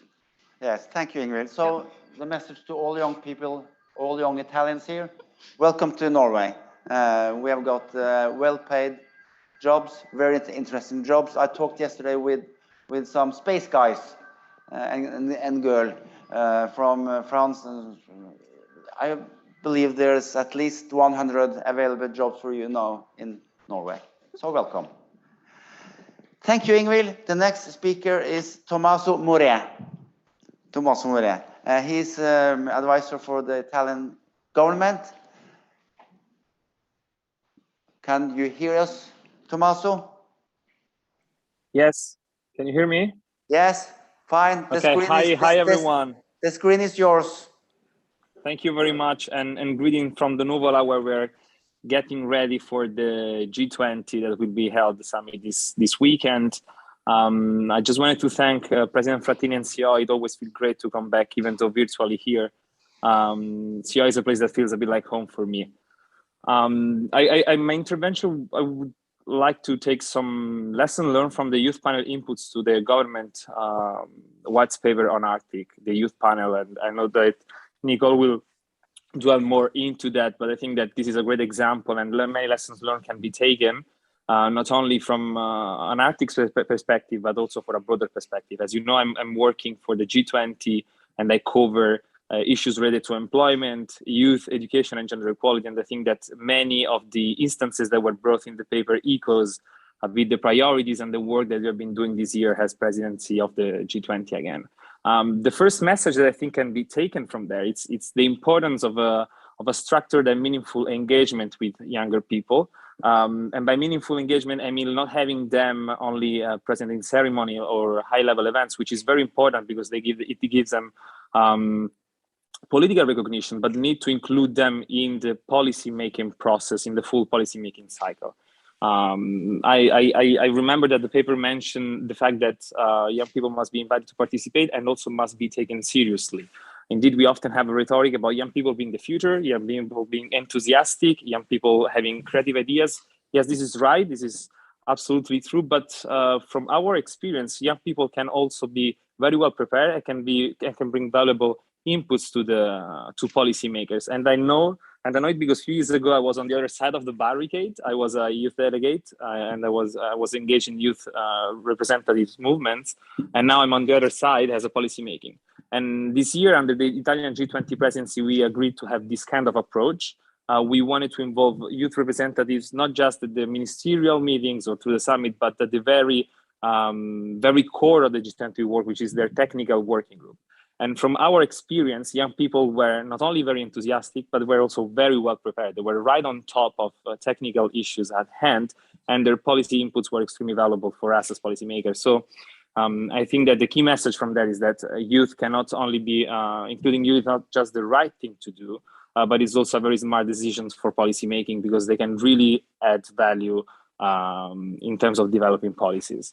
The second interesting element that I noticed in this paper, in the request from young people to the government in terms of Arctic development, that can be also taken into a more broad perspective that goes a bit beyond the Arctic, is that there is a need for a cross-cutting approach. That is, we cannot work in silos as policymakers, addressing one issue at a time, but we have to look at the complexity of the environment, at the complexity of the social environment in which we implement our policies. I know that in the education section of the paper, youth ask for the need to invest in equal access to education, and also they highlighted the importance of schools as a meeting place. And this echoes with what we have been doing under the Italian G20 presidency again, when as we got the Italian, the G20 education ministers highlighting indeed the importance. And we saw these 2 years with the pandemic of ensuring equal access to quality education tool, but also the irreplaceable roles of schools as areas where young people learn to socialize, and they are also a factor of amplifying inequalities among people as a physical space where youth can start engaging in society. And I will go on this engagement with society a bit later on. And also on the employment, as Ingrid mentioned, we need to create this arena for young people to engage in jobs. We need to coordinate, create this connection. Young people must be aware on the opportunities. And this highlight not only in the Arctic, but this is an issue that touches upon many of the challenges that also my country is facing. And this highlight the need for a better coordination between education, employment systems, and social policies. And indeed, in the Italian presidency of the G20, we worked on this issue. We had a strong commitment by ministers on this topic, as well as the need to promote green industries and green jobs. But when we mention these issues, like the need to create industries that are more sustainable consumption and production, we must be sure to provide youth with adequate skills, mindset, and tools to harness the opportunities, to harness the benefits of the opportunities that are arising from this process, and from the also in view of promoting the European Green Deal. I think this is very important in terms of ensuring a sustainable development of the Arctic region, but also this can be reflected in many of the challenges that other countries are facing. As Ambassador Mann said, what stays in the Arctic does not remain in the Arctic, and I think that many challenges that your faces can echoes with the one that we are dealing with as policymakers. Other interesting issues that I could reflect in the paper that reflect the priorities of Youth Arctic is the need for cultural activities and sport. Again, Generation Z and millennials, there is a growing literature that proves that they look at more than just the job and the stability of the job. They look at personal fulfillment, they look at the impact of the job that they're doing, they look at the broader perspective. And this is pivotal in terms of like the decisions that they make in their life, whether to stay in a place or whether to move or whether to seek other opportunities. And this highlights also the importance of creating a thriving environment for youth. And in this regard, I would feel like highlighting the importance of civic engagement and participation in developing a sense of belonging, in a sense of friendship, but also in empowering youth in interacting with the environment around them, which is also extremely important in terms of developing those skills that then are required by a changing labor market. I myself can see how extracurricular activities and civic engagement and participation in youth movement was pivotal in terms of my path of my career so far. And this goes hand in hand with international cooperation, which is also one of the priorities of the European Union when it comes with the Arctic region. And I look at international cooperation not just in terms of governance mechanism, as far as my understanding, young people from the Arctic deem that adequately efficient, but I think it's also very important to look on the opportunity of enhancing cooperation in the Arctic among youth in the Arctic, because all in all, I mean, international relations are still relations among people, and these kind of activities are essential in fostering mutual understanding, learning, and inspiring among people from different countries that face similar challenges and similar environment, which is the one of the Arctic, and that are from countries that they may have also competitive geopolitical interests. We have a great example of that in the European Union, and I'm happy that Ambassador Mann mentioned that Erasmus program. Erasmus program proved pivotal in ensuring in the rise of a European identity among younger generations and mutual understanding and creating bonds that goes above national boundaries. And I think that these kind of programs enhancing cooperation in this area can be pivotal. I will put these last activities under the umbrella of informal education, which is, again, I will never stress enough how important it is in terms of facing all the challenges, not just environmental, but also in terms of sustainability in its three dimensions: environmental, economical, and social. And I think that this is an element that we must, as policymakers, we must look at in a coordinated way. As the Italian presidency, we did it, and there are ongoing negotiations, and then we will know this weekend what will be the final result. But I was happy to see that the need for youth in the Arctic goes with what we've been carrying on also at the global level. And one last point that I would like to touch upon, and I was discussing that with Ingrid and Nicole yesterday, is the importance of having this youth engagement and participation at all levels, not just the global and international one, which is important because it provides principles for governments to work on and it provides the direction, but also at the local level. This is very important. And I was glad to see that the Norwegian government established a youth panel at the municipal level, so at the very local level. This allows youth to concretely see also the results of their engagement and to start interaction where it's most important is their neighborhood around them, and to engage with the society at the very first step. This is crucial for me. I will stop here, and I'm looking forward for your questions. Unfortunately, given that we have negotiations going on, I won't be able to stay longer than 11:15, but eventually I'm looking forward to receiving questions by email. I'm pretty sure that the amazing team from CI will be able to send it to me, and I will reply by email. And I'm looking forward to hear Nicole and for the discussion. Thank you very much for having me here again. Thank you very much, Tommaso. You're the advisor for the government. Your Prime Minister, Matteo Draghi, is well recognized. So, and he's quite popular, even in Italy. But my point is, Europe will listen when he's talking. How high is youth involvement on his agenda? And what does the Prime Minister Draghi think about these things? I mean, President Draghi has been quite vocal in its position. It is like we, as country itself, we're facing an historical moment, given from the challenges that we've been through the pandemic, given the burden that the pandemic had on our country, but also on the great opportunity that we have with the European Next Generation, with the EU Next Generation plan. And he made clear multiple times in the parliament that we have to make sure that we use these resources to foster sustained growth and to ensure that future generations have a thriving country and economy where to live for. So I think he has been quite clear in expressing his views on that. Thanks. I also give one question from Natalia Castiglioni, which asks, have you some specific and concrete advices for the new generations to contrast these environmental problems? Maybe some tips that could be useful to avoid the repetition of the same mistakes already made by the older generation. What shall we do not to do the same mistakes again and again? Okay, I don't think I'm in a position to give advices to the whole generations, but what I know for sure is that our generation is much more aware of which are the challenges, and I'm pretty confident that we won't do the same mistakes.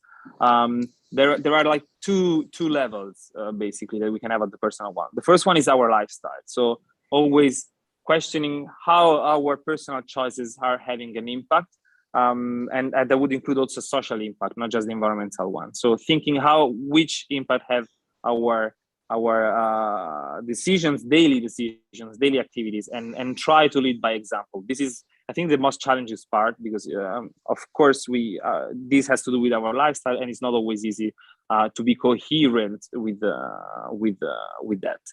And the second one is being, I think, politically active, politically interested. I mean, different political forces have different positions on multiple issues related also to environment, related to how we perceive our economic growth, which kind of models are we perceiving.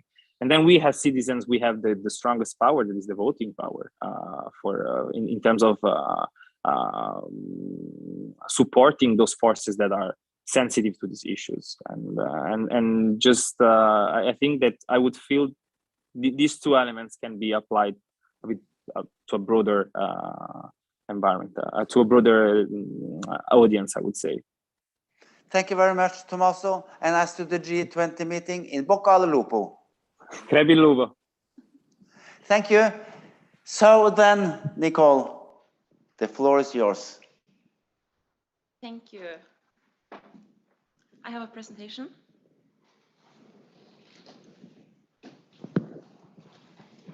The Arctic is often referred to as the key strategic center of the world, or as the gateway to the high north.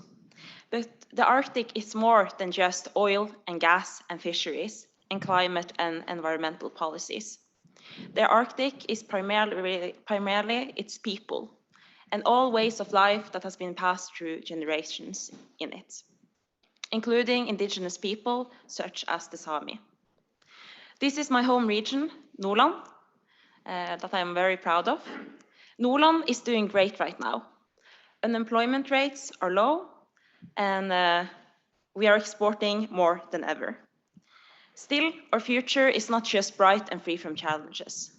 Like other parts of Norway and Europe, youth at my age are gravitating towards the bigger cities and more urban areas. If we want to utilize the resources in this region, we have to keep people at my age in it. And how do we do so? I think that part of the answer is culture.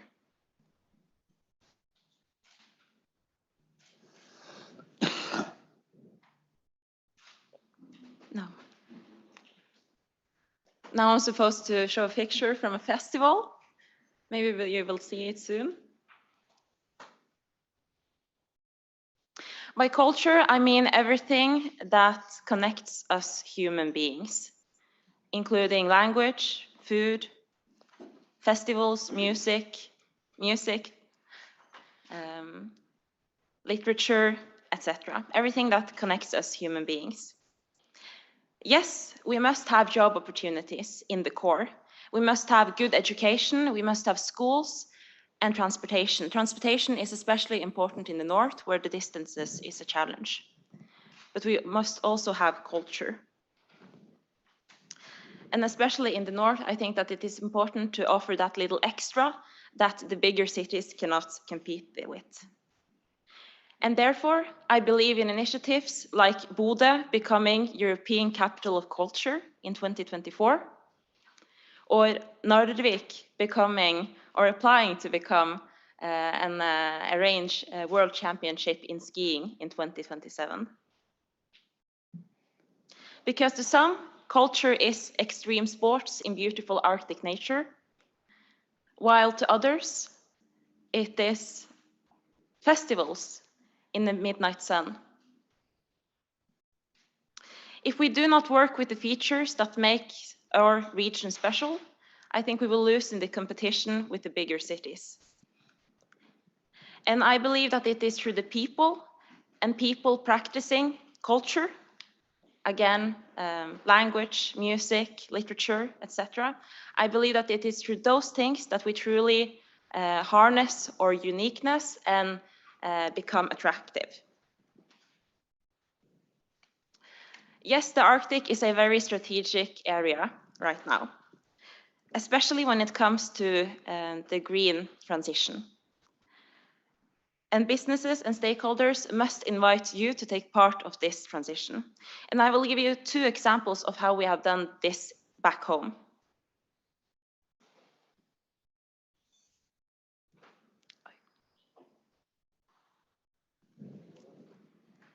Yes. We have in Bodø, we have this organization called Bodø 2040, which is a network organization for those between the age of 20 and 40. This is the group that is most likely to move from the rural to the more urban areas in Norway, but also in Europe in general.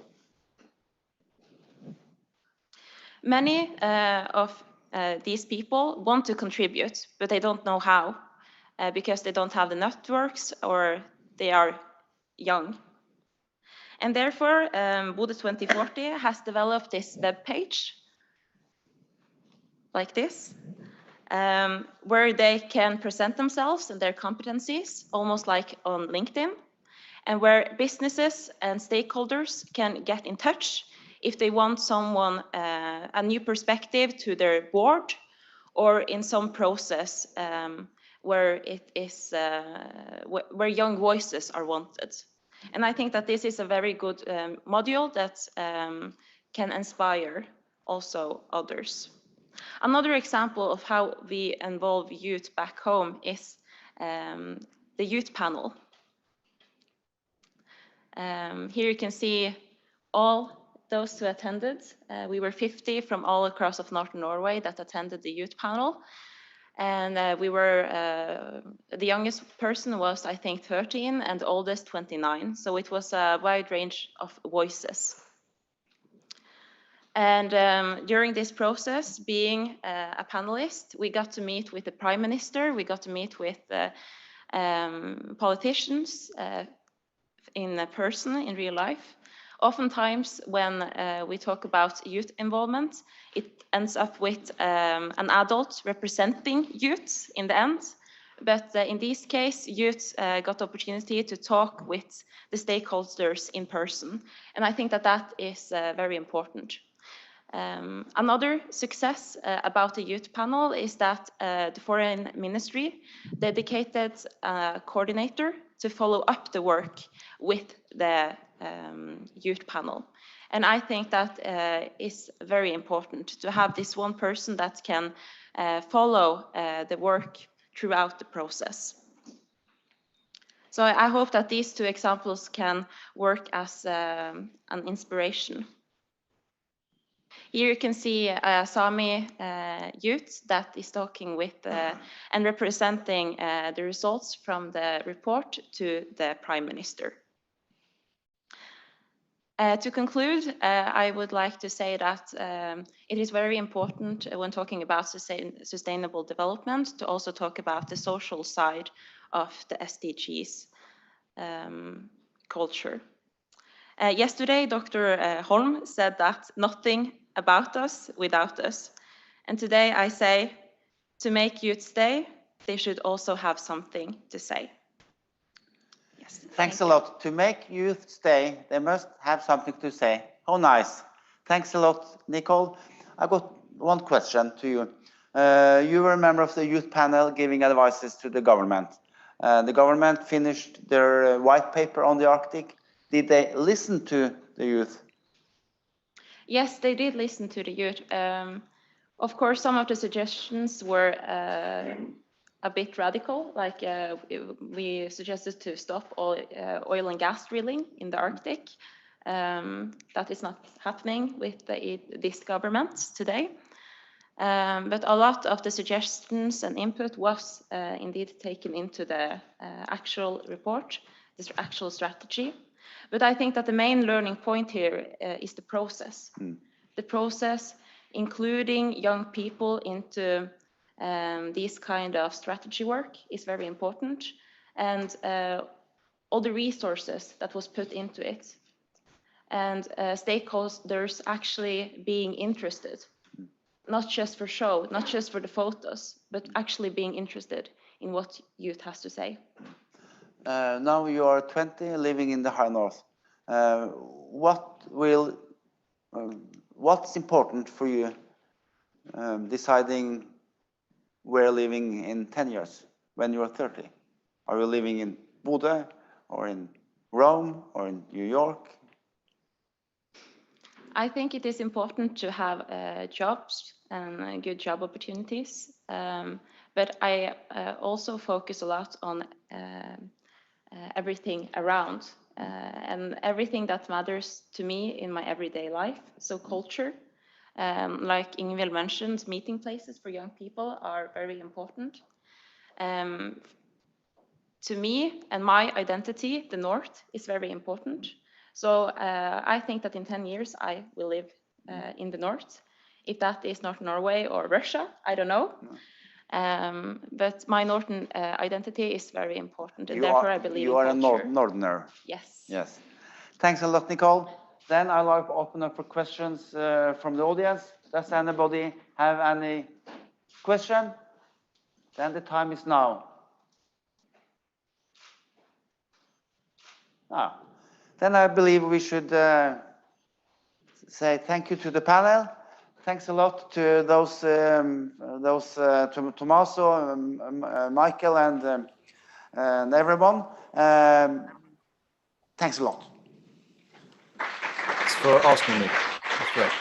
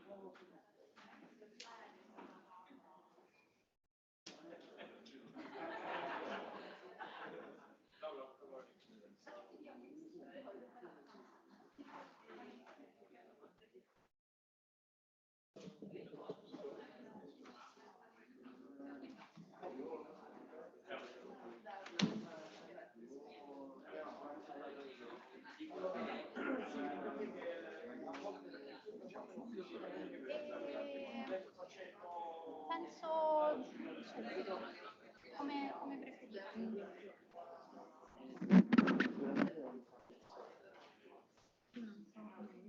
Hanno lasciato qua, ma c'è una pausa, io non so nulla.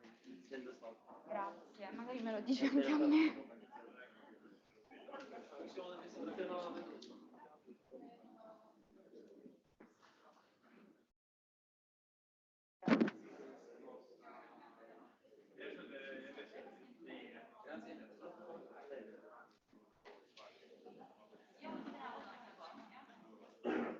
Sorry for making a mess here. Oh, no, sorry. Don't worry. I didn't know if it was yours or the other. You're part of the panel, or? No, just from SIOI. Okay.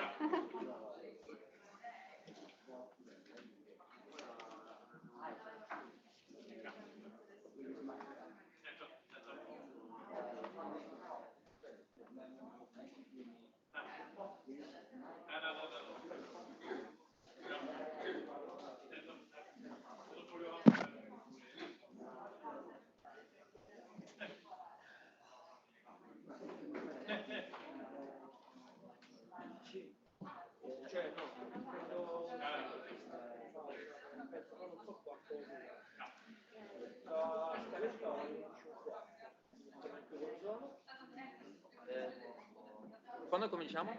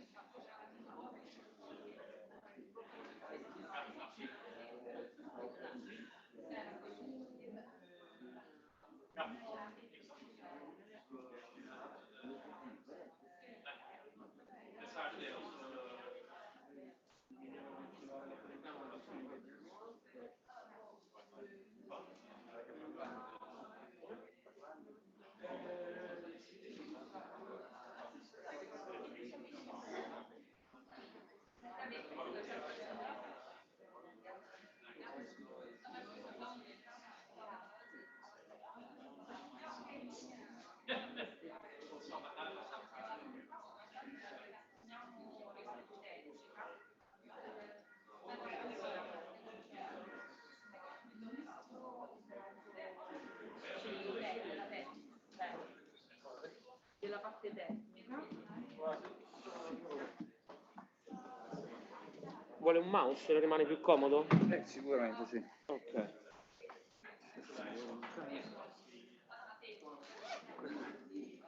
Si sprofonda un po'. Sì, queste sedie belle, Ci vuole un cuscino.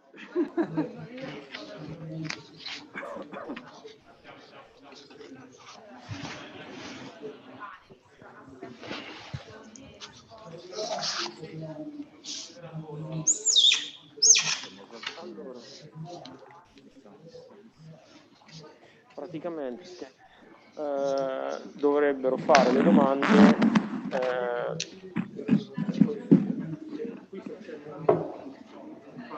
puntatore, una domanda di domanda. Ah, sì, prego. Cliccando su domande e risposte, compaiono le domande a lista. Poi ogni domanda può essere gestita, può segnare per avere questa prima lista e la lista delle domande valide. Ogni domanda, se viene risposta, viene diciamo, elaborata, può essere risposta. Io per vedere Comunque trova quello che vede anche al monitor. Lo vedo anche lì? Sì, trova lo stesso. Lo vede anche lì. Cioè no, qui vede questo, poi può fare riferimento al monitor. Questa è la cosa grande. Sì. Okay. I ragazzi che stanno in sala sono soprattutto, io vado con questo, no?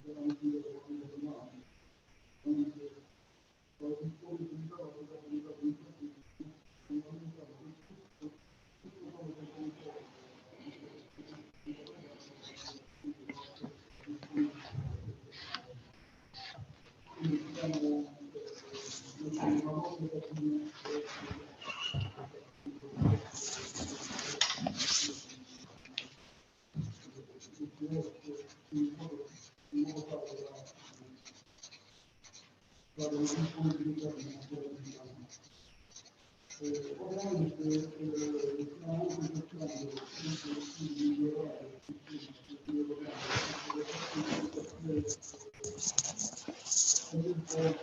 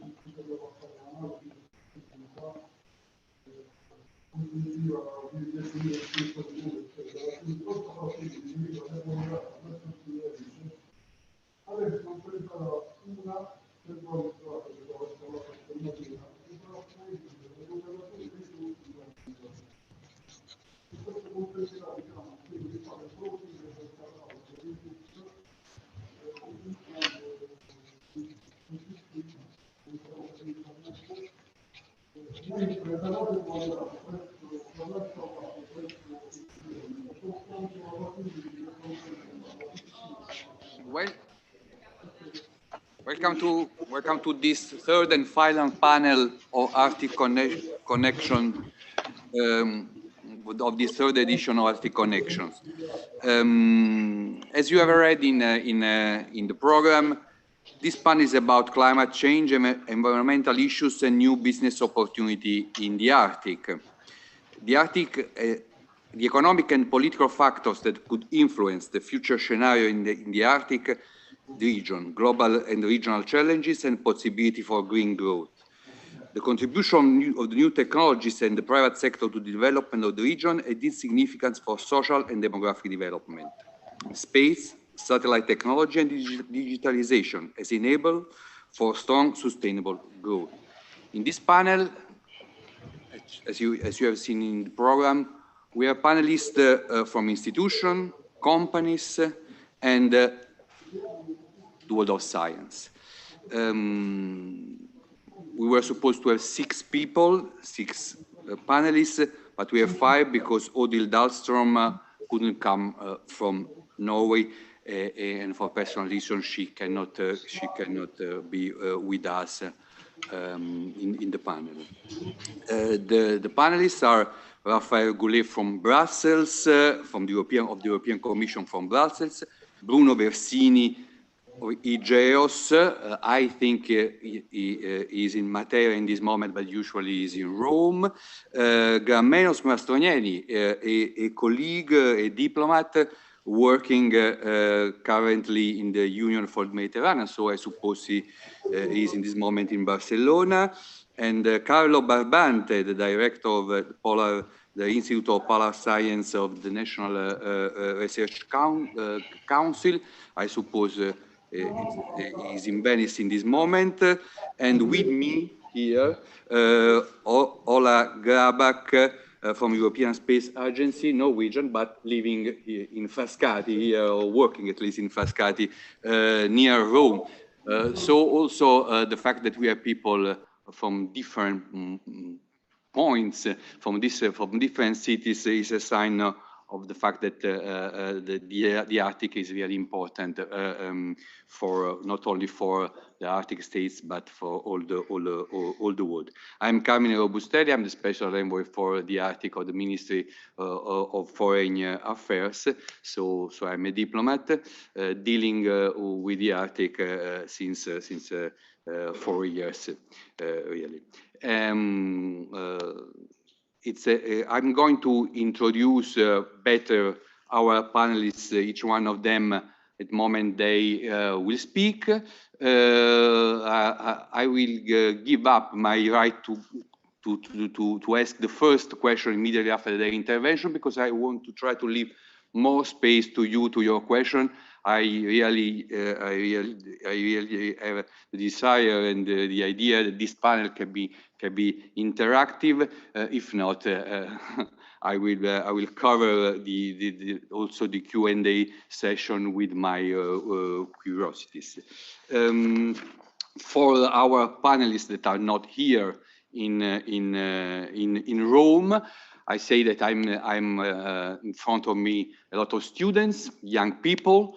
So they have a very important task in this moment. I think they are mostly students of the Master on Sustainable Development, Geopolitical Resources, and Arctic Studies of CIOI, one of the different courses of CIOI. I imagine other students and former students of CIOI are also with us online. So the aim really is that these young people at the end of this symposium can be even more interested in our subjects of climate change, Arctic, the Arctic. So you have an important task during this intervention, because this symposium is part of the Italian strategy in the Arctic, in the important field of raising awareness about the Arctic also in our countries, and strengthen the links that we have with the Arctic states and the Arctic people. So I stop here with my introduction and I say some words more on about Raphaël Goulet. Raphaël Goulet graduated from the Institute d'études politiques in Paris and from the Free University in Berlin in political science and economics. Between 1996 and 2016, he held various positions in Director General for Regional and Urban Policy in the European Commission, of course. Then he headed the unit for Public Interest Service in Directorate General for Internal Market, and since 2020 is the head of Unit for International Ocean Governance, Law, the Sea and Arctic Policy in the Directorate General for Maritime Affairs and Fishery of the European Commission. In his intervention, we'll talk about the main guidelines of the new joint communication of the European Commission and the EU External Service about the Arctic, published some days ago. Already Michael Mann said something about that, but linked more to the previous panel about youth. Now I imagine that Raphaël Goulet will give us a wider picture about the communication, but in any case, the floor of the screen as you want is yours. Many thanks, Carmine. Good morning to you all, and thank you for inviting me to speak in this panel on sustainable development in the Arctic. I would have been delighted to meet you in Rome, but it's also nice to be connected remotely. I would first like to thank Carmine Robustelli for his introduction and for the contribution as well of the Italian government to the development of the new EU Arctic policy. As you know, our updated EU Arctic policy, called A Stronger EU Engagement for a Peaceful, Sustainable and Prosperous Arctic, was adopted by the European Commission and the High Representative on 13 October, following a public consultation. And we welcome very much your event today, because I think it's also what we try to do with our own communication. It's not just a message towards Arctic states. Of course, the sustainable development in the Arctic is first and foremost an issue for Arctic states and Arctic population, but it's also good to raise the attention to beyond just the usual Arctic stakeholders. So thank you very much for organizing this event. The Arctic is warming up to 3 times faster than the rest of the planet. Forest fires are becoming the norm in some parts of the region. Collapsing infrastructure led last summer to a huge oil slick. So we have to fight against the climate and biodiversity crisis. And this must be fixed. The reason is simple. The melting of ice and thawing of permafrost in the Arctic further accelerate climate change and have huge knock-on effects felt by Europeans, but also throughout the world. So it's not just an issue for Arctic inhabitants. In this context, and this is in line with the European Green Deal, which is the main EU policy for 2 years now and for the continuing years, our EU Arctic policy highlights the EU's commitments to contribute to slowing down the effects of climate change. And it also supports the sustainable development of the region to the benefit of its population. Firstly, to achieve a sustainable Arctic, progress must be made on our understanding of the effects of climate change on the Arctic and its inhabitants. We can do this through the EU Copernicus space program, which operates a dedicated Arctic monitoring and forecasting center. International cooperation in research is also essential. For example, we can use also the Northern Dimension program to work with Russia on permafrost thaw and black carbon emission. Secondly, we will continue our efforts for more research. The EU supports Arctic science and is a major funder of Arctic research via the EU Research and Innovation Framework programs. And I just want to remind that the EU funded around 250 million euros of Arctic research under the Horizon 2020 program, notably on climate change, biodiversity, and sustainable development. Thirdly, we must address climate change. We already know enough to act now. In the European climate law, the EU and its member states have committed to reach climate neutrality by 2050, and this goal will benefit the Arctic as well. The EU will act against major sources of pollution affecting the Arctic regions in the air, on land, and at sea, such as plastics, marine litter, black carbon chemicals, and transport emissions. In the global debate on the transition towards carbon neutral production and consumption systems, we are also calling for oil, gas, and coal to stay in the ground, including in the Arctic. And this is probably what has drawn most of the attention of commentators since the adoption of the communication. Fourthly, we want to support a green transition. And that's, I guess, in the core of our discussions in the panel today. For instance, the Arctic has a huge potential for renewables, geothermal, wind, green hydrogen, and hydroenergy. This energy transition can benefit some of the local population by creating future-proof jobs and stimulating the economy. And there is funding available from several programs, for example, Horizon Europe, I already mentioned, but also Interreg, connectivity and observation space programs. We will also use the EU recovery plan. Of course, that's only for the European Arctic, as well as cohesion regional cooperation funds to support this green transition, as well as sustainable approaches to connectivity, tourism, and innovation.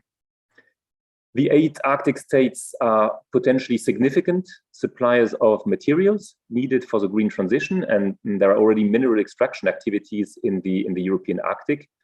Just to give you a few figures, the European Union consumes 20% of the world's mineral products, while we only produce 3% of them. So we are really interested in ensuring a sustainable and secure supply of these critical materials for the EU industry, with full respect to environment management, biodiversity protection, and involvement of local and indigenous communities of the Arctic region. Lastly, a sustainable way forward in the Arctic requires inclusive dialogue, diversity, and meaningful participation in decision-making.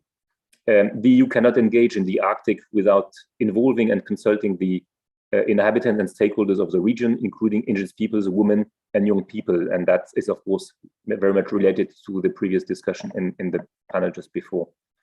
To enhance our engagement with local and indigenous people, we have established an annual Arctic Stakeholders Forum and Indigenous Peoples Dialogue. The next edition will be on the 10th and 11th of November in Brussels.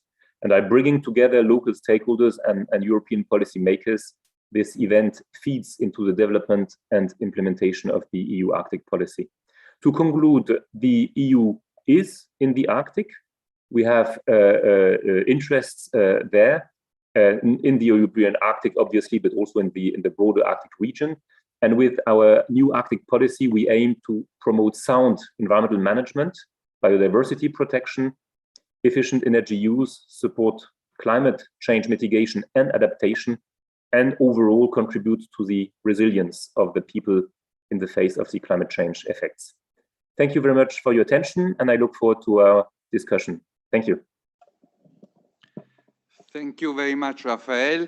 It's very interesting. I imagine that especially to you, for you, there are many questions, but I ask our friends here in the room and also online to wait and to write down, and Raphael will be with us, I think, until the end of the session to answer your question and our question, also my question maybe.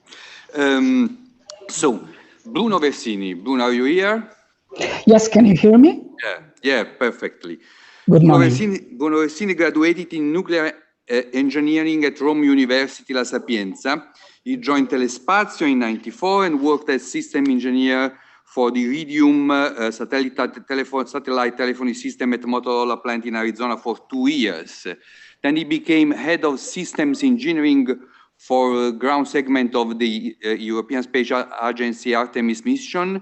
He followed the first Galileo navigation system studies and was successfully appointed the program manager for the ground segment and operation of the Cosmos SkyMed system.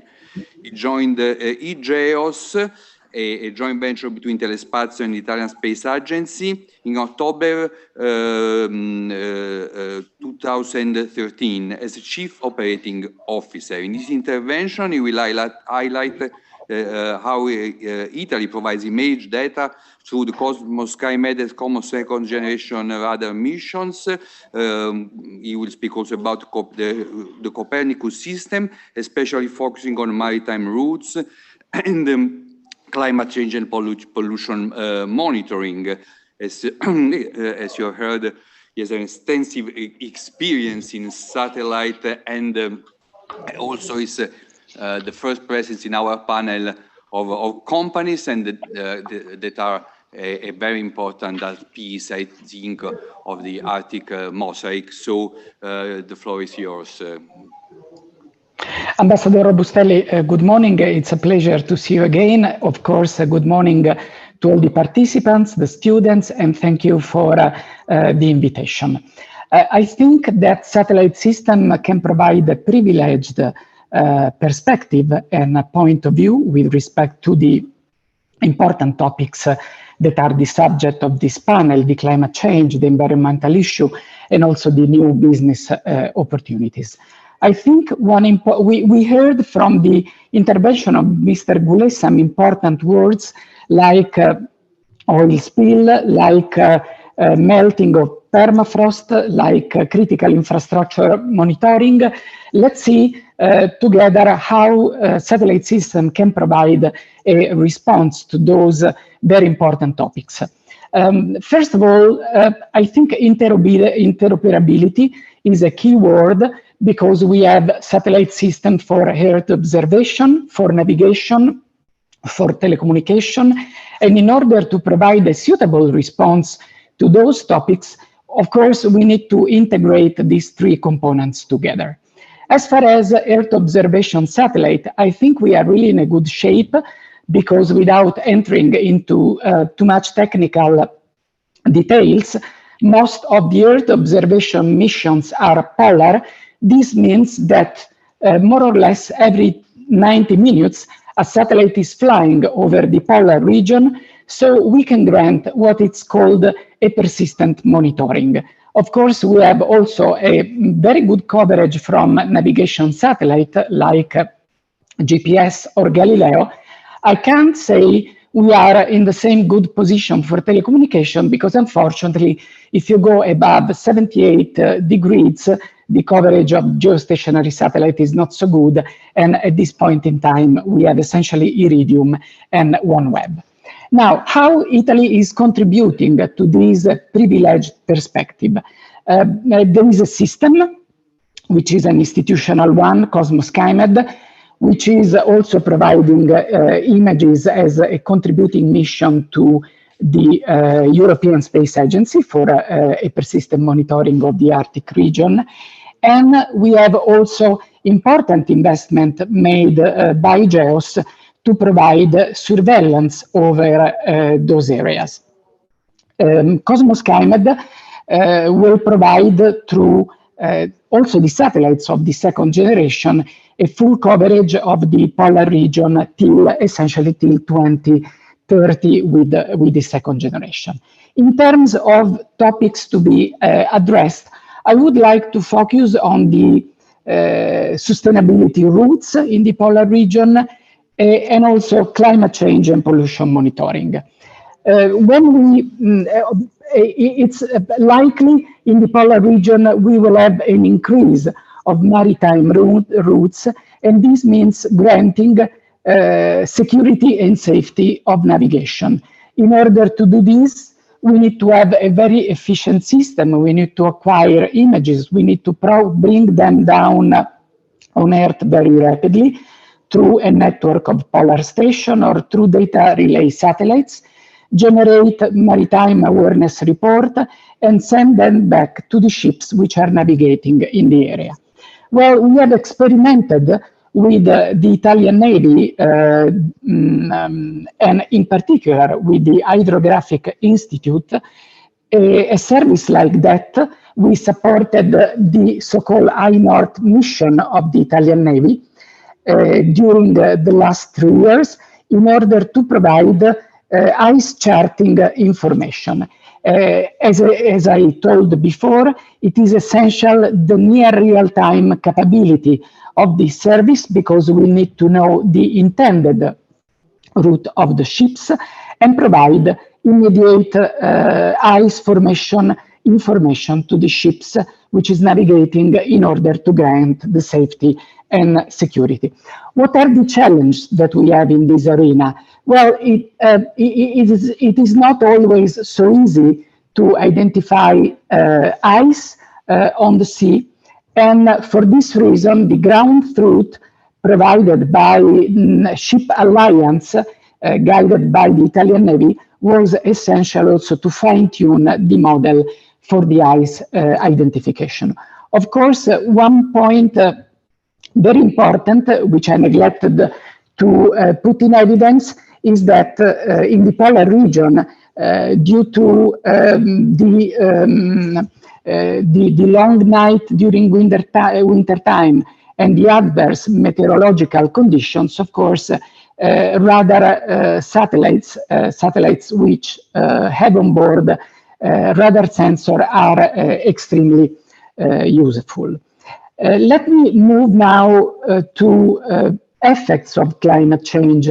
We address the point of melting of permafrost, and the melting of permafrost can put at risk, as it was highlighted before, critical infrastructure like railways, for instance, or even building.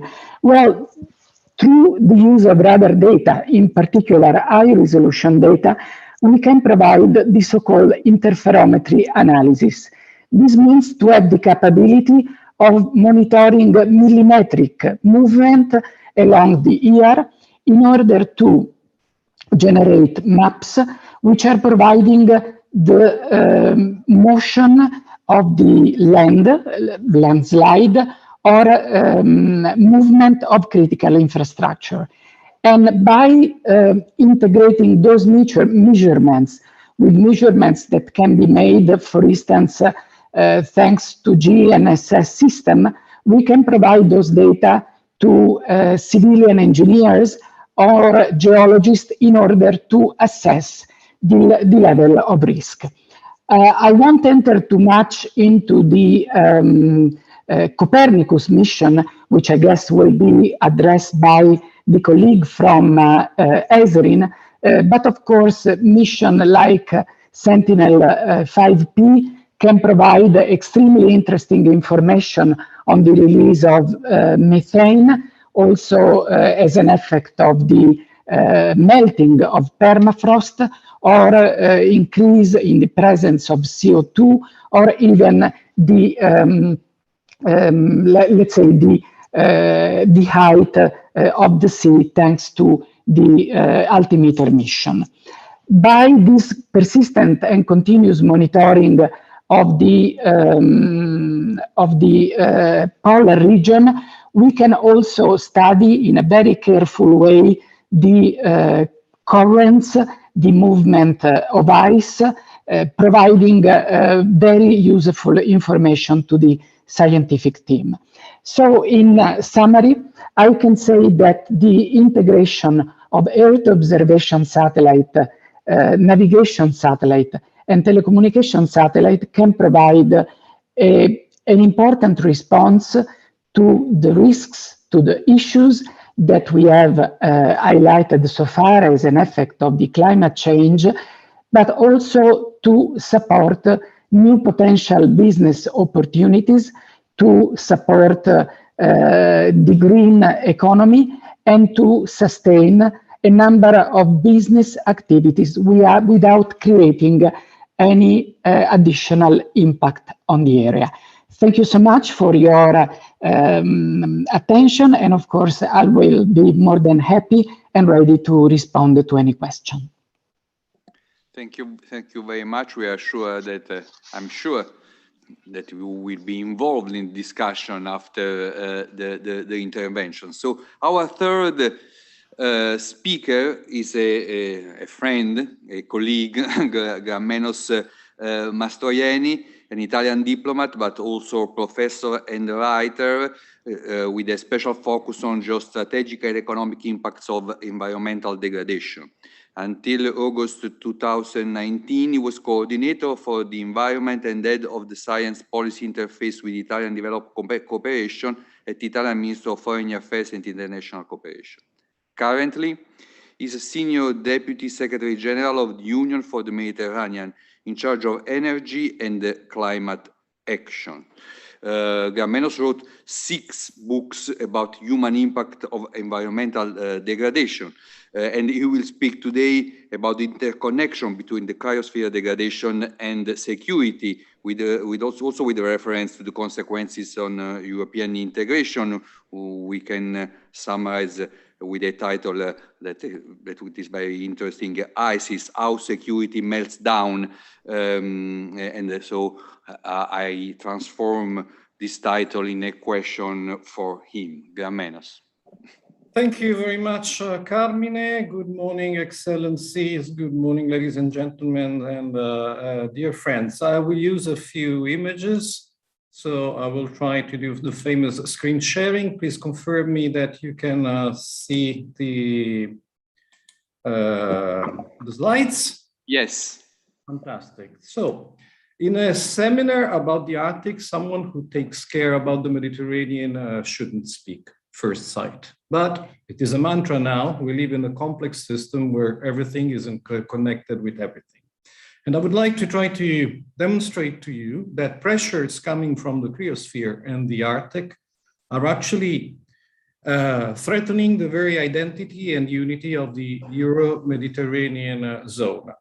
As long as we don't integrate the knowledge of what's happening in policy. If we do, all this can be turned into a huge opportunity for development and peace. In an interconnection perspective, we should tell a tale of two key things. The Arctic is the fastest warming region of the world, but the Mediterranean is the second fastest warming region of the world, and the waters of the Mediterranean Sea are the fastest warming in the world. All this comes with a prediction of a series of impacts and threats which are quite disquieting. I could spend the day describing to you the series of threats that come with this. Would just quote 250 million people in water scarcity within a limited number of years. But the most scary, let me call it like that, of all, is sea level rise. It is proceeding in the Mediterranean at a very high pace. At this stage, mainly due to the dilatation of water because of the increase in water temperature. But when the melting of land ice will add its power to this process, the situation really looks scary. We forecast a sea level rise up to 1 meter before the end of the century, but just 20 centimeters in less than 15 years. 20 centimeters might seem not so scary if we only think about fragile coastal cities like our precious Venice, but 20 centimeters of sea level rise would salinize most of coastal areas around the Mediterranean, jeopardize agriculture with a soft spot in Egypt because it would salinize the delta of the Nile and simply dismantle the security, economy, and resilience of a country that has more than 100 million people. But even if I describe to you all these threats one by one, we wouldn't get the broad picture. And it is a broad picture which is quite threatening. I'm showing you this map to remind you of something that probably you have already thought before. Europe is a weird idea. If we apply the criteria through which we have selected the boundaries of other continents, Europe should not exist. We are just the western tip of Asia. Still, we define ourselves a continent. We are clinging to the idea that in our diversity, we belong to the same continent. It's difference, we have a certain unity in physiognomy, in culture, and so on. So what determines this strange exception, which is not, how would I say, circumscribed by geophysical boundaries? Many reasons, history, but there is one which is a fundamental driver. And this idea was already an intuition by Montesquieu a long time ago. We are what we are. We have this special identity because of the special climate that has blessed us. This special climate is the combination of three factors. First, the Gulf Stream that makes northern countries less exposed to the effects of severe cold. Then there is the Azore anticyclones that makes our climate stable and sweet. And then there is the stabilizing effect of the Mediterranean. The Mediterranean is a very extensive but closed mass of waters, and it acts as a stabilizer of climate, making it predictable. All this has forged a unity in the Euro-Mediterranean community since a very long time. The fact that the Mediterranean especially stabilizes climate, it makes it predictable, was the factor that enabled the most important revolution in human history, which is not industrial revolution, it's the agricultural revolution, 10,000 years ago. It was the moment in which mankind switched from being passive users of the ecosystem towards being somehow the managers of the ecosystem. It happened in the Mediterranean, in Anatolia, the Fertile Crescent, Southern Europe. Why did it happen here? Not because in these places there were more clever sapiens, but because here we had the conditions to do so. A stabilizing effect made climate predictable. Climate, in turn, is the clockwork of ecosystem services, and it is only in a situation of enhanced predictability that you can start conceiving to manage your territories. If you don't know when it rains, you will not start agriculture. So this situation, which is fundamental for the unity, identity, and sets of interests that unites us, is now dramatically changing.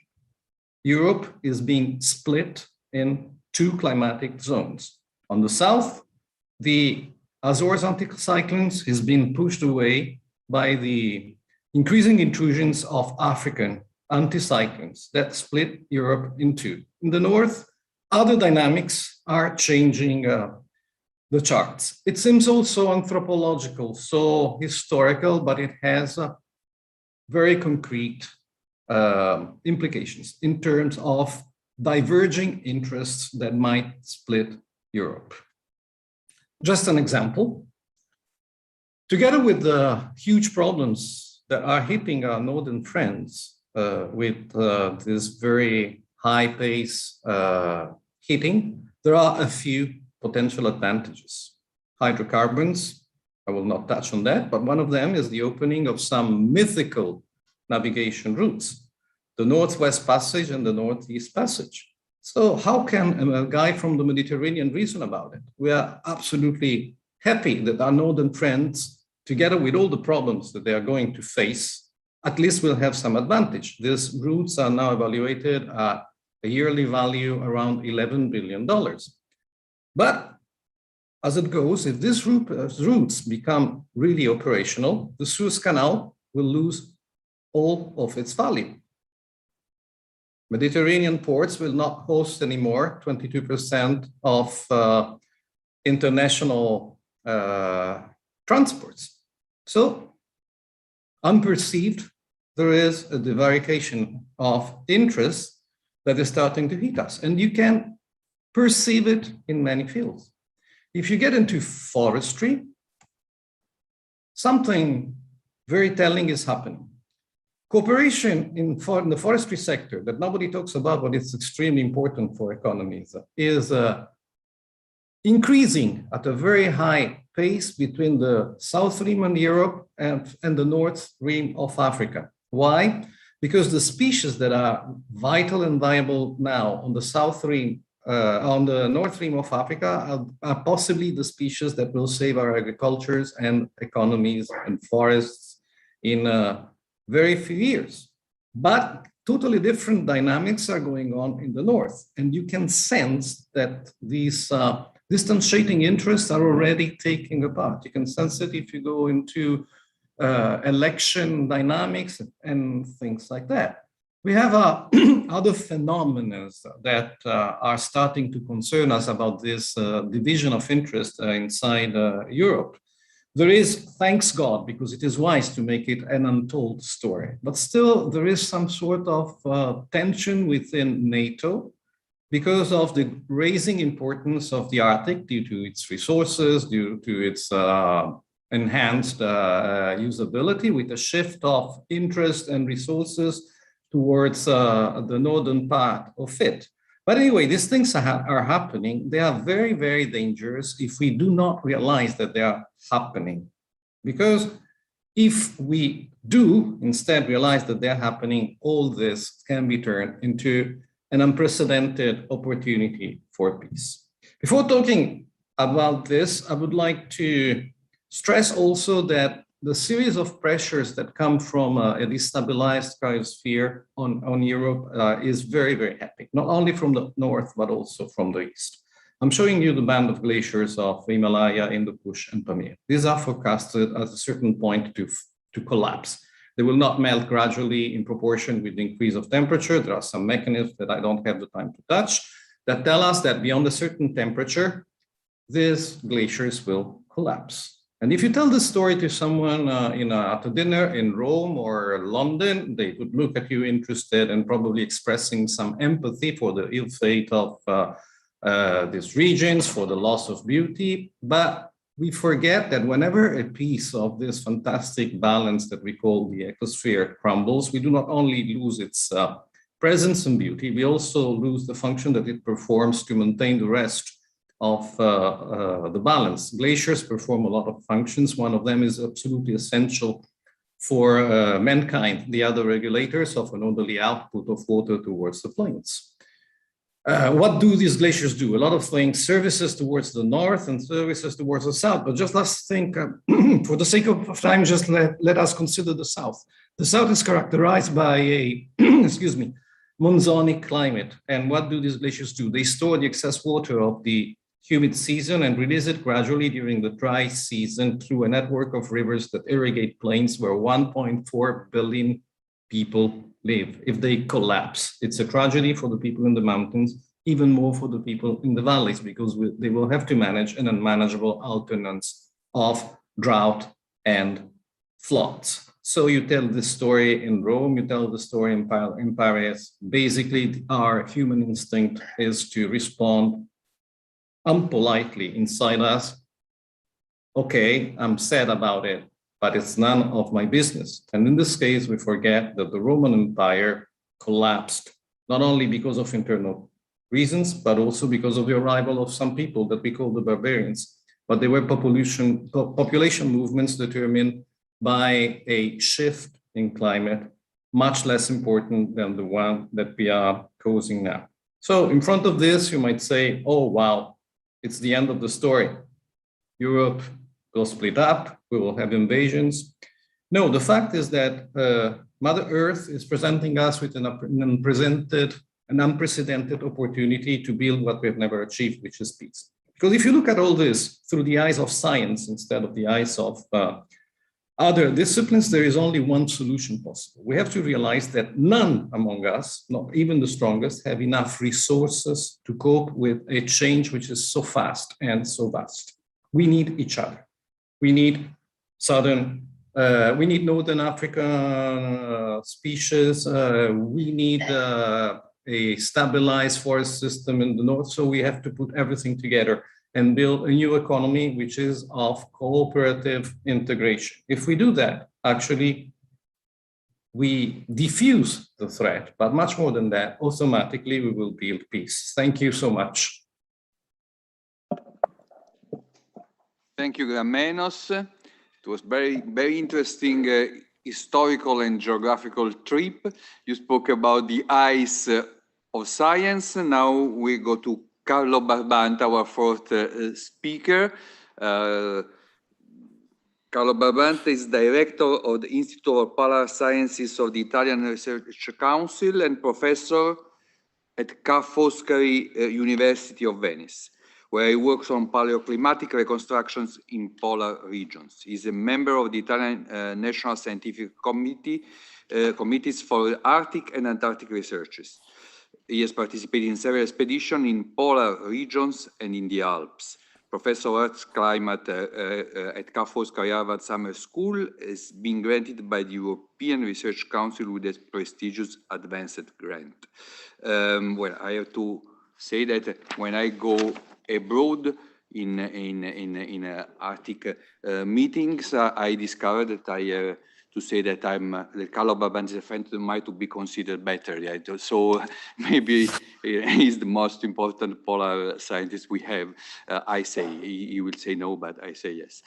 So in his intervention, he will explain why polar matters, underlining the reasons why phenomena in polar regions are relevant for the climate at all latitudes. Carlo. Thank you, Carmine. Thanks for a very nice words. It's hard to say how Arctic and Antarctica is important in 5 minutes, but I'll try to point out you the interest for this. I think that most of the things dealing with polar region have been highlighted very recently in these two, let's say, extremely important reports from IPCC, Intergovernmental Panel on Climate Change. The first one is of a couple of years ago, is the one dealing with the ocean and cryosphere in a changing climate. And you know how much ocean and cryosphere are tied to the Arctic and to Antarctica. And most recently, just August 9, 2021, the first of the three reports on IPCC report AR6, the first one on the physical science basis, which, let's say, condensate in 4,000 pages, 7-year work on the most reliable results on climate, on which polar region and Arctic in particular play an important role. Arctic, as we know, is extremely important from many points of view, is an extremely complex system, as we have seen from the previous speaker, that very well underlined the complexity of such an environment, where we have the environment itself and societal challenge bringing it together. We have not to forget that the Arctic is surrounded by a population quite inhomogeneous, I would say, of about 4 million people living and dreaming in the Arctic, you know. So that's an extremely challenging environment in which we do also have a lot of study to do. And in fact, I just want to keep you 2 examples of why pole matters. The first one is because they are the pillars of climate science. We get a lot of information about our current our past and our future climate, because as I always say to my students, there is a lot of our past in our future. So if you do want to understand what is happening today, what will happen tomorrow, we should have a look to what happened in the past, and the Arctic and Antarctica are among the best places where we can study these kind of things, and we will see in a minute. And then, as already mentioned, what we have seen on sea ice, what we have seen on permafrost thawing in the Arctic,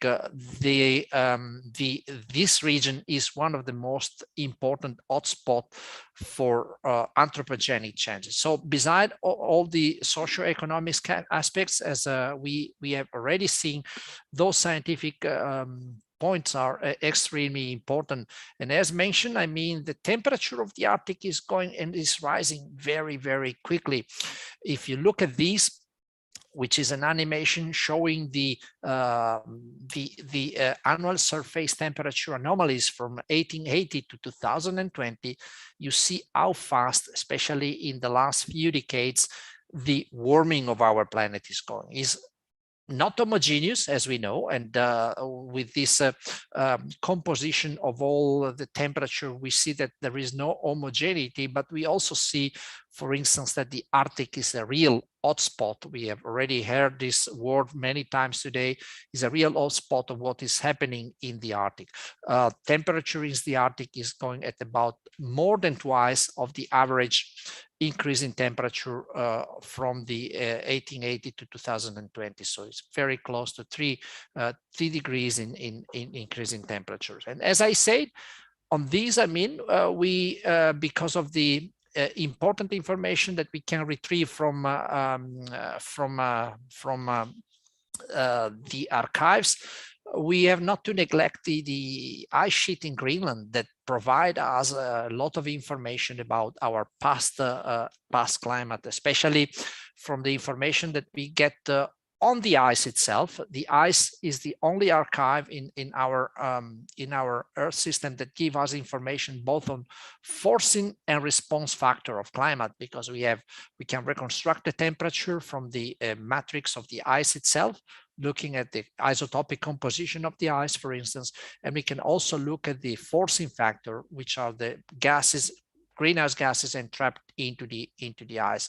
So for that, we do what we do. We go in these fantastic places and we drill ice cores to retrieve information out of these precious archives. So layer by layer, we do analyze what is in there, and we discover that our past, and we go from 0 on the left to 120,000 years into the past, passing through the last glacial area, we see that our climate in the past has been in trouble many times because of those important what we call abrupt climate change that characterized the last 90,000 years, and they especially became and happened during the glacial period, which is a very, very important things, because those are dramatic increase in the temperature.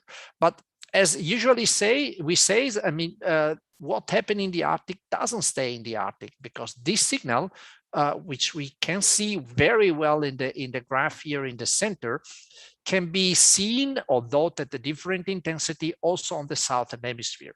So there is a sort of teleconnection of the climatic system signal from the north into the south. And this is an ice core record in Antarctica, where it's clearly visible, although out of phase, and that's because of a mechanism of transport with the teleconnection.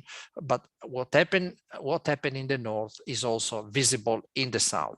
So this is one of a few examples of the importance of polar region. But if we go and look at the anthropogenic changes driven by that, we know that it's certain that the human influence on the climate system is happening and is clear. And so we have the cause, which is emission of greenhouse gases. Here I report the CO2 concentration over the last 70 years. And the effects are worldwide very well known. And among them, we know that one of the most vulnerable compartment of the polar region are of the Earth are the polar region.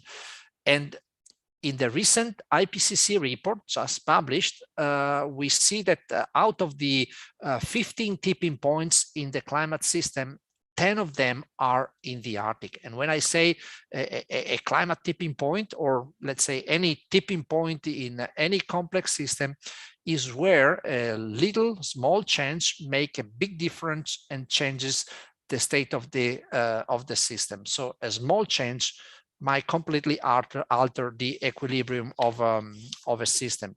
And again, I want to underline how 10 of the 15 tipping point in the reported in the last IPCC report are in polar regions, and most of them in the Arctic as well.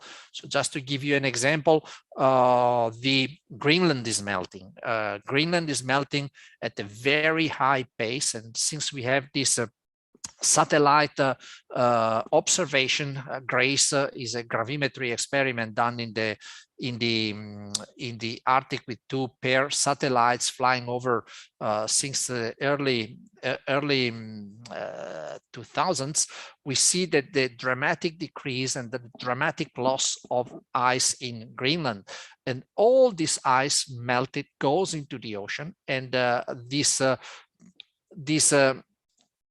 about 280 gigaton of ice per year flow into the ocean, increasing annually the sea level of about 0.8 millimeter per year, which is a lot. And the pace in which ice is melting can be better understood because the ice can fill about 420 swimming pools every minute, and these every minute. So is a lot of water flushing into the ocean, altering also the polar current.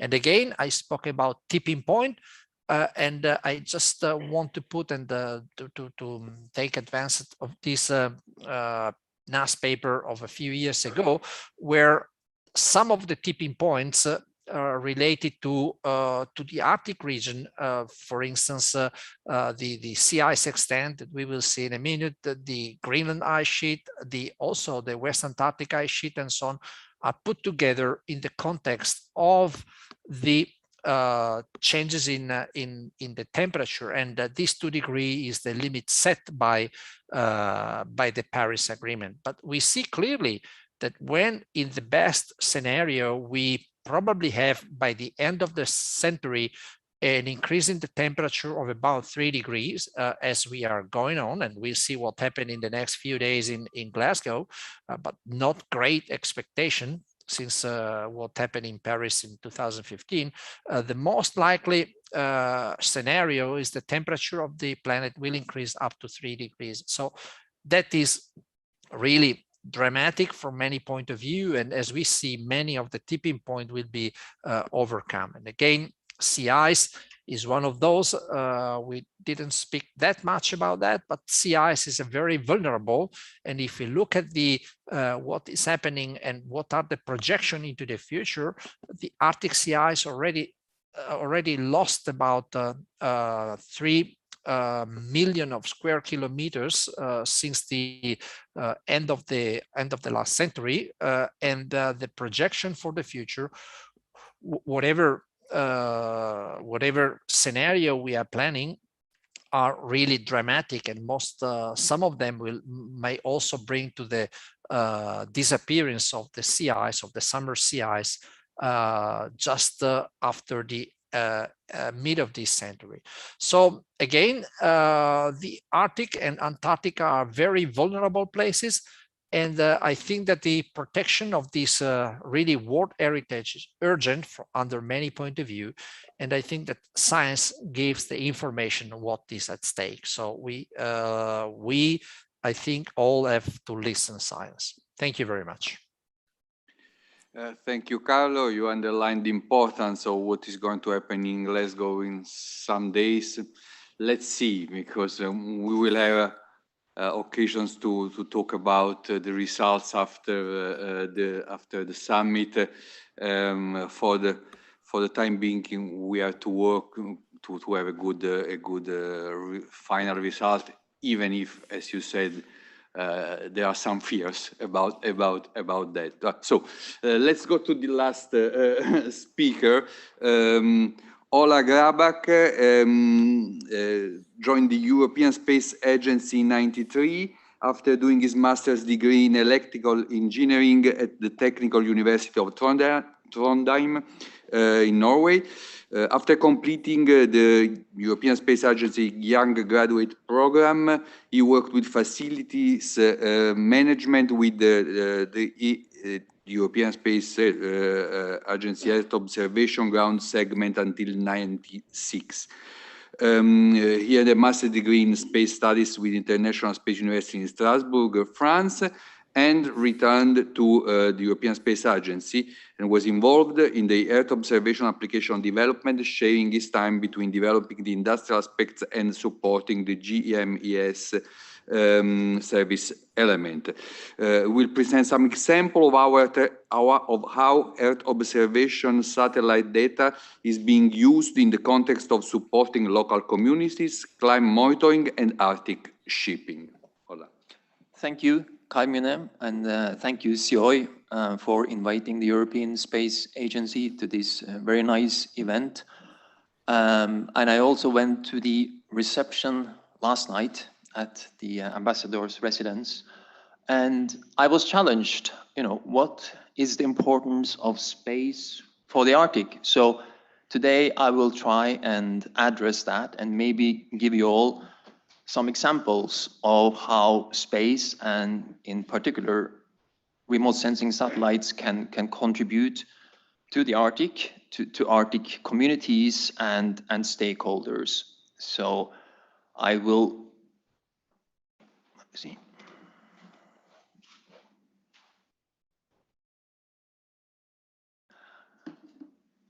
I will start with one of my favorite examples. In order to do that, I need to take you on a travel. So we just seen that we've gone from being in Rome to moving to a village in Canada, in northern Canada, called the Pond Inlet. And it's a village where Inuit communities live. And this is one photo showing the village in Pond Inlet. And Inuit communities, of course, they live off hunting and fishing. And very important for that is something called the flow edge. And this is a photo of the flow edge.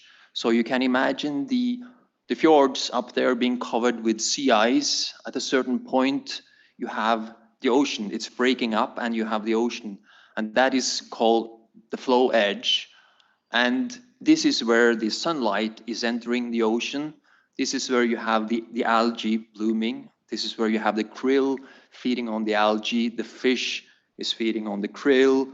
And it's kind of, the seals are feeding on the fish, etc. And that's where the Inuits go hunting and fishing, okay? And I even went out there to visit Pond Inlet, and they took me out to the flow edge. And this is me together with Jimmy from the sheriff's office in Pond Inlet. And traditionally, they would rely on the elderly people in the village to know where the flow edge is at any time during the season, okay?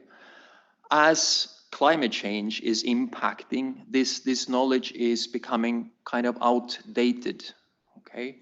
So they need to travel from their village out to the flow edge, which can be several hours of traveling, and it's kind of a risky travel, and they need to know exactly where it is. So what we, the European Space Agency, started some 15 years ago is to start looking at what satellite remote sensing can do to show them much more precisely where the flow edge is at any point in time during the season, especially during the springtime.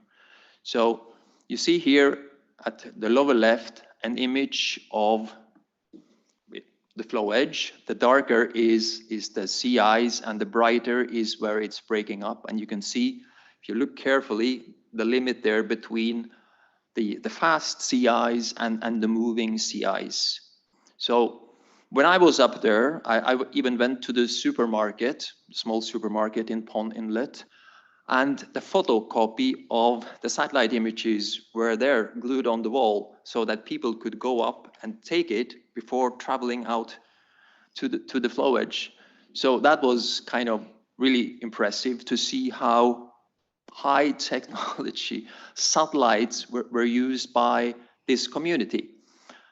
And of course, things have moved on. We have moved now these satellite images over to an application, and the Inuits are able to operate this on a mobile phone. So high technology being used by the northern communities, in this case the Inuit. I think this is a wonderful example on how space technology can be used in order to combat the issues of climate change. Moving on to next example, just showing you in the meantime, the flow edge satellite images are based upon the Copernicus Sentinel-1 satellite, which you see here flying by. At the moment, it's just about to enter Norway, and it's a radar satellite, which is very good for the polar regions. It can operate in any weather conditions because it's a radar satellite. It can operate during the polar night, where it's dark most of the winter. And with 2 satellites from the Sentinel-1 operating today, you can have daily coverage every day in the northern regions, which is making it possible, in this case for the Inuits, to have daily updates of the flow edge satellite products.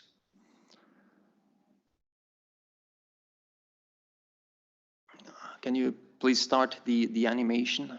So the sea ice extent was mentioned in previous presentations, and I just decided to include this animation. It's from 2012, and if you see the date rolling there, we're now in February, we're moving into March, and you will see, you know, the spring is coming along, April, and you see the sea ice is starting to melt away. June now, and we see now we're into July. Maybe you can stop the animation there. Perfect. So we're in September. You see the sea ice extent in September, which is normally the time of the year when you have the minimum, okay? And in terms of Arctic shipping, people are talking a lot about that, and you see on the right-hand side the Northern Sea Route and the Northwest Passage. But these shipping routes depend, of course, a lot on the sea ice, and you can see that, you know, in August, September, there are big openings there, and the possibility for transiting with a non-ice strengthened ship is much more safer than doing it other times of the year. Okay, we can move on to the next slide. I can do that. Just to give you the latest update, there was some mentioning in the previous presentation about the sea ice extent and the forecasts for decades to come. I just got an update from the University of Bremen with respect to the sea ice extent this year, and the value is in the order of 5 million square kilometers, which is down from almost 8 million square kilometers in the 1980s. So yes, there is a significant reduction since then, and the trend is quite clear to everybody. Here is another of my favorite examples. You all know Titanic, And you all probably seen the film. The accident happened in 1912. It was the sinking of Titanic. It collided into an iceberg, and the iceberg came from Greenland, and it drifted into the North Atlantic, and off the coast of Newfoundland, somewhere, the Titanic hit this iceberg and sank. Tragic incident. But the positive was that after this, the International Ice Patrol was set up. That was an international effort done by the Arctic countries, and they began to do reconnaissance. And they started doing that with ships. Then just after the war, Second World War, they started using aerial surveillance. And they were doing that for many, many years. They went out with the aircrafts, they identified the icebergs, they went back to the base, and they put the iceberg locations into drift and melt models. And then this line of all known ice was then sent out to the ship traffic across the Atlantic. And as you know, there's never been any incident like the Titanic since then.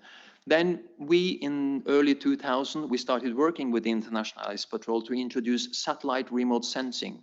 And today, a significant part of the observations they are making is coming from, again, the Sentinel-1 satellite. Quickly showing you how that is done. On the right-hand side, you see one of the famous Greenland glaciers pouring icebergs into the Northern Atlantic. So that's a process which is continuing and accelerating with climate change, of course. On the left-hand side, you see a satellite SAR image. You do the filtering of the image, and you can then start identifying there's known items like a supply boat and platforms, but then you can also find the icebergs from the satellite image. Okay, that's the end of my presentation today, and hopefully many more of you know a bit more about what space and satellite remote sensing potentially can contribute to the Arctic. Thank you. Thank you very much. It was very, very interesting. And I think that we have now time for your question or for my questions. It's up to you. I prefer I prefer your question, but in any case, let's start our Q&A session. Is there a volunteer for the first question? Marianne. Yeah, I think so. I think so.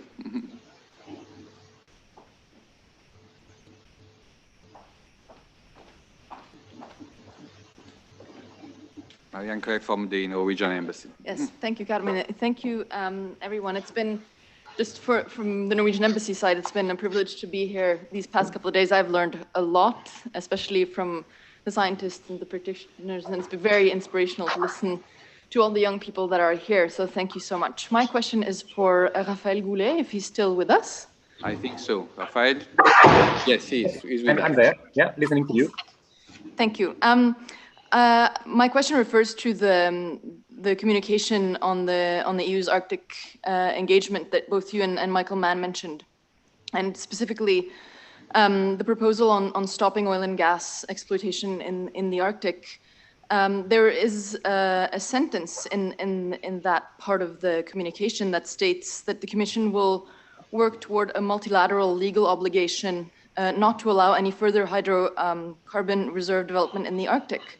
Now, I'm just wondering how the Commission plans to take that forward in practice, given, as you yourself mentioned, the sovereignty of the Arctic states, the fact that the law of the sea is the legal framework governing relations in the Arctic, and the fact that also the Arctic Council is the preferred forum for cooperation in the Arctic. So how do you plan to, in practice, do this? Raphael. Thank you for your question. I mean, if you read, and I'm sure it's the case, carefully our communication, what we wrote is, and we frankly do not see any other way forward. I mean, if we all want to respect, and we saw the dramatic consequences or just highlighted, if we are serious about implementation of the Paris Agreement, there is no other option than to limit our dependency on fossil fuels. I think that is very clear. But the issue is not for us. We are not naive, and we are not alone. You are, of course, fully right. The point is not for us to say we impose anything from today to tomorrow.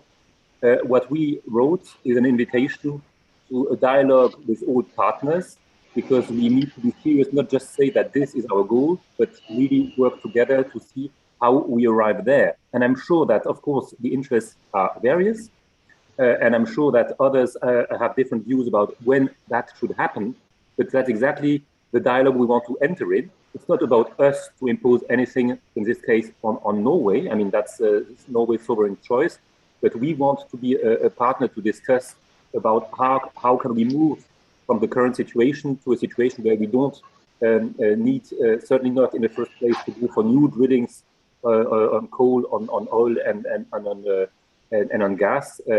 I think that's why the communication is really an invitation for cooperation, because it's not something about just us, European Union, making a bold statement or taking a certain position. We need to work there together with the different partners. So it will not happen in one day, but we want to enter into conversation internally as well with Norway to see how can we move together towards this goal. Thank you. Thank you, Rafael. Thank you. Well, I want to underline only one point from my point of view, and also for the students, I think, that we have to remember that this is a joint communication of the European Commission and External Service to the European Council, the European Parliament, first European Parliament, European Council, the Council, and the Committee, the European Social Committee, and the Committee of the Region. So it's a communication from two institutions to the others, and now I think that there will be concrete proposals and concrete steps. Rafael can correct me, but of course there is a dynamic, the interinstitutional dynamics that starts now, from now, and it's too complicated maybe now to go in depth on this point, but it's very important. I say that also for the students, when you look at a document, to understand first of all the status of each document that you are studying, that you are considering. You know, so there is a follow-up that it's more important on the document in itself that starts now, a concrete follow-up of this document that is a communication from Commission and the European External Service to the other institutions of the European Union. But in any case, I don't know, Rafael, if you want to add something. If not, yes, thank you, Carmine. Indeed. If you look carefully at the communication, we had tried to highlight not only all the existing tools. I mean, that is largely what we had done already in our previous communication on the Arctic in 2016, but we tried to go a step further and highlight some concrete objectives that we want to work towards. But we're, of course, not starting from nowhere, and it was very interesting to hear from the contributions from the other panelists that it's not to start something new just to get the attention. It's really to continue on the good things already happening. I mentioned research, but also all the work being done, for example, with the European Space Agency on Copernicus, Galileo mentioned, and so on. That continue, and that is very important, as we could hear, for further scientific work and for decisions of policymakers. So I appreciate the strong interest into the position that we took, which for us is the only one credible in line with European Green Deal and with the necessity. But I think it's also good to highlight the continuation of all the other actions. And indeed, as Camille, you were mentioning, it's not just a matter of having this communication adopted. Now it's really a matter to work with all those who can help us to implement these actions to move forward. So we are really keen to have a good implementation of all these actions. Thank you very much. Thank you, Rafael. I have a question online, so I think it's important to take it into consideration, because we have many people following us also via Zoom. It's a question, well, it can involve many panelists. I say before that maybe Gramenios can be the right person, so he will prepare for an answer, and all the others that want to say. The question is, the melting ice can change the world trade geography. Could the EU be affected by these new northern routes, while the Mediterranean loses its centrality in the framework of the new Chinese Silk Road? In the other end, could paradoxically Arctic states benefit from the melting ice by consequent rising of new trade perspectives? I start from Gramenios, but if others want to speak, of course. There is a strange narrative around that tells that there are some communities that will gain out of climate change and others that will lose. I've heard it too many times, and in some occasions, even publicly in institutional fora, I almost had a fight with them. Nobody gains out of that. Maybe you can have this minor advantage that will become a problem for other communities with maritime routes shifting from one place to the other.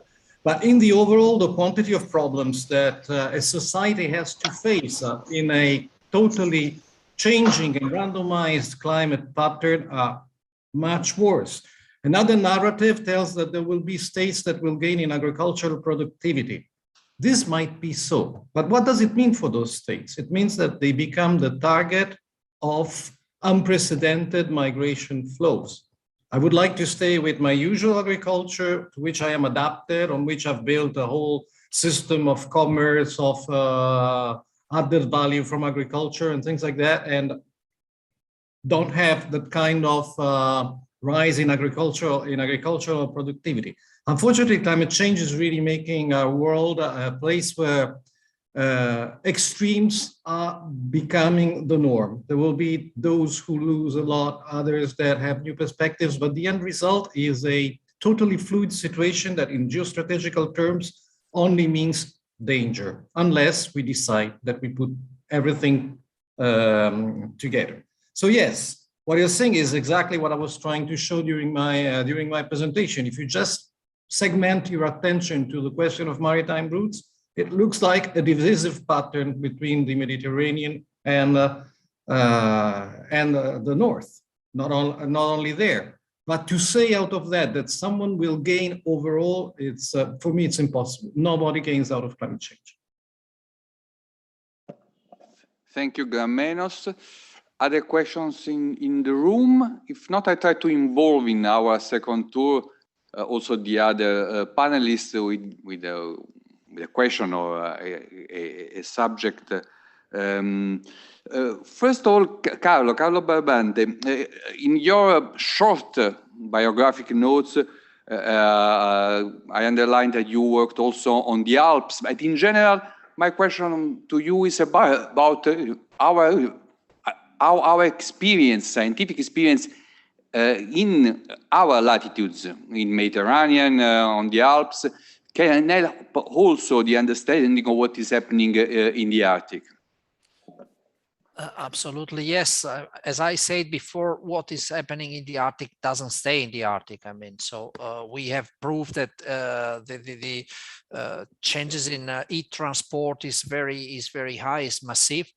So we see that the climate change in general, the warming is affecting in a dramatic way also our region, increasing the strength and the frequency of extreme events. Last one, it was a few days ago. We have more or less about one extreme event per day in Italy, you know, whatever it is, if it is a heat wave or a storm like the one in Catania a few days ago and so on. So I think the answer is yes.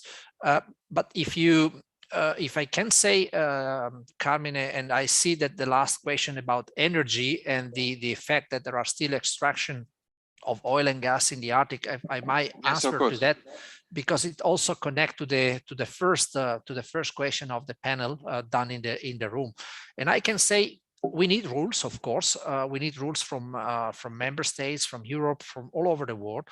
But I think that things are changing very, very slowly. Investment group are very, very careful and they have corporate responsibility. And I give you an example that happened recently. There is a big plan to extract gas in the Russian Arctic, and is a $20 billion project for a huge extraction. And of course, you need money for that. And it's hard to find money from these companies on investment group, that they start to say, no, we don't invest anymore in extracting oil and gas in the Arctic. I think this is a paradigm shift for the future. I think that finance will play a great role in driving the transition toward cleaner energy and so on. So not all is lost. I'm positive, and I think that the things will change in the near future. Thank you, Carlo. Yes, we received two questions really similar from this point of view, because there is another question. I read it for the people in the room. Climate change is speeding up and the effects are increasingly evident. On the other hand, the alerts of scientists are not as quickly received by politics. How to make strategies to combat climate change more incisive, concrete and faster, and the approval of valid policies to protect the environment, biodiversity and fish stocks. How to overcome Greta's blah, blah, blah, and the failures of the various global players and multinationals. Well, I don't know who is maybe Rafael Goulet can answer easily, that they wrote it in the communication. Well, what is the strategy to do that? And it's really a big complicated question. In some way, we dealt with it during this event. Of course, Gramenos wants to add something, because it's a field of work. Gramenos, please. So about Greta's blah blah.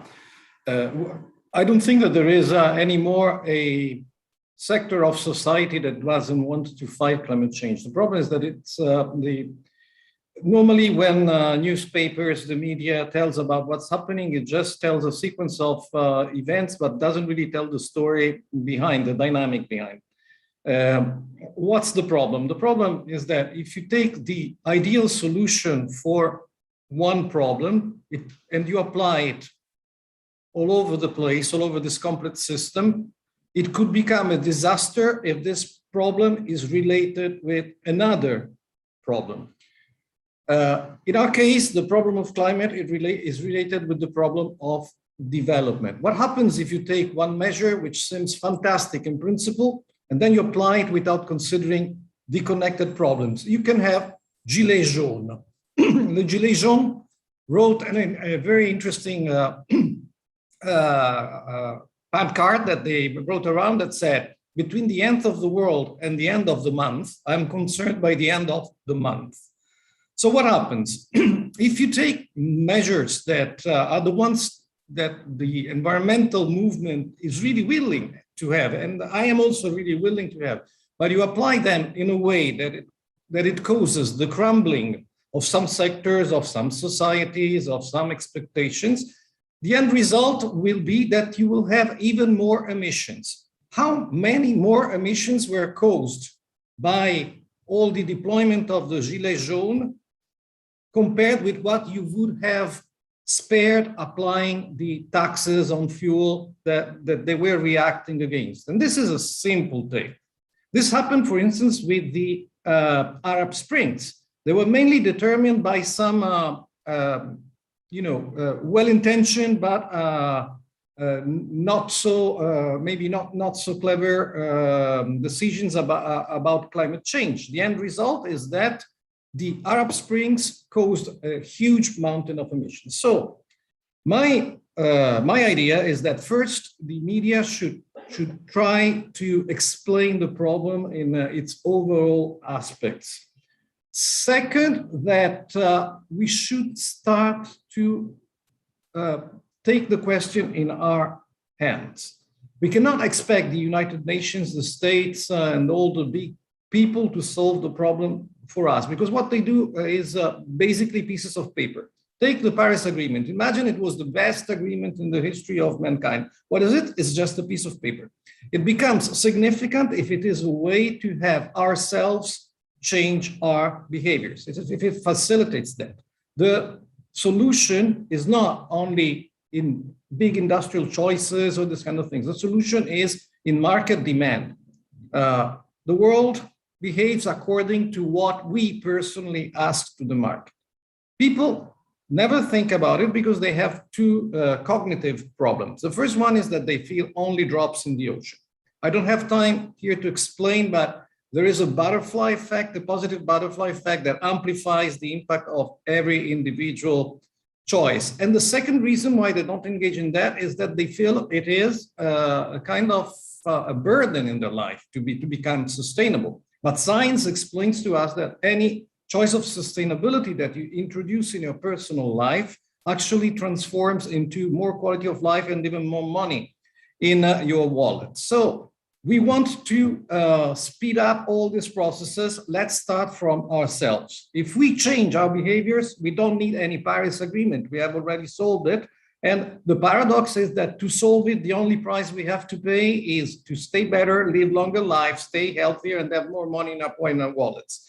So it is true, there is some difficulty in interpreting what's going on. It could be called blah, blah, blah, but it is just a problem of caring not to destroy the future of some people. And we have to do it in a way that climate change transforms it to a development opportunity and not into a problem for development. But second, and above all, you want to stop with blah, blah, blah, start with yourself. And you will have a nice result because you will have me lose my job. I will not be me and all the people who go to the COP. We don't need to be there anymore. If people just put their own better behavior on the scale, we can solve it. Thank you, Gramenos. Thank you for your words. I would try to involve in this last to a table also Bruno Versini and Ola Grabak with a different kind of question, and a sort of bridge with the previous panel about youth in some way, because we are students, post-degree students. With some predecessor of them, I had contacts because they made internship with me at Ministry of Foreign Affairs, and I think that a concrete way to involve youth in decision-making process is to allow them to work on what they like, also to be concrete. Not only listening to them on policies in general, but to involve them concretely on day-by-day work on this subject. I imagine that it's what they want to do, especially people following us today. So maybe from you to some tips about what to do, the main path to follow, to go into to work with international agencies or in companies, not exactly yours, but in general, what you can say to young people who want to work with satellite, with the Arctic, with the environment, or something like that. Starting from, well, Bruno. Okay, well, thanks, Ambassador Robustelli. It's really a very interesting question. I think on our side, although we are a private company and we are not a policymaker, we very welcome students and experts in environment. For instance, in a number of verticals, as we call them, we work on agriculture, we work on maritime domain awareness, we work on critical infrastructure monitoring. So experts in those environmental issues are very well welcome. And we recruited also in the recent past many of them. I think the other path on which we are recruiting is, of course, the integration of machine learning, artificial intelligence, analysis of data, because the challenge that we are facing is that we have a huge amount of data, not only satellite data, we have to correlate them with AIS information, with information which can be extracted from social network. And the challenge that we face is to integrate all this information together to derive a global understanding, which could be on maritime domain awareness, which could be the production of charts after natural or anthropic disaster, or things related to defense and intelligence analysis.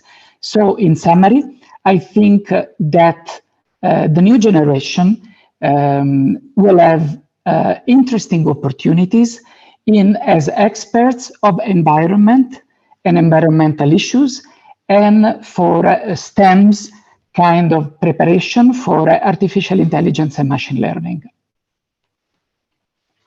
Thank you. Ola? Yeah, thanks for the floor. I think from the European Space Agency's point of view, we clearly understand that we need to stimulate and inspire the younger people about science. And I would like to give you one concrete example with respect to that. I was involved in organizing what we call the Living Planet Symposium in Milano in 2019. So that is the world's biggest Earth observation conference. You know, it's the world's most recognized scientists coming there to present their studies, mainly about climate change. But we decided that we wanted to have the primary and the secondary schools present. So we made it possible for classes to come there and have labs. So we had classes for these kids where they could work on actual laboratories, acidification of the ocean and things like that. So they were actually part of the conference. And I think that could be a lesson learned for other big scientific conferences, to open it up for the schools, the local schools, in order to participate and be part of it and get inspired by science through this way. Thank you very much for your contribution.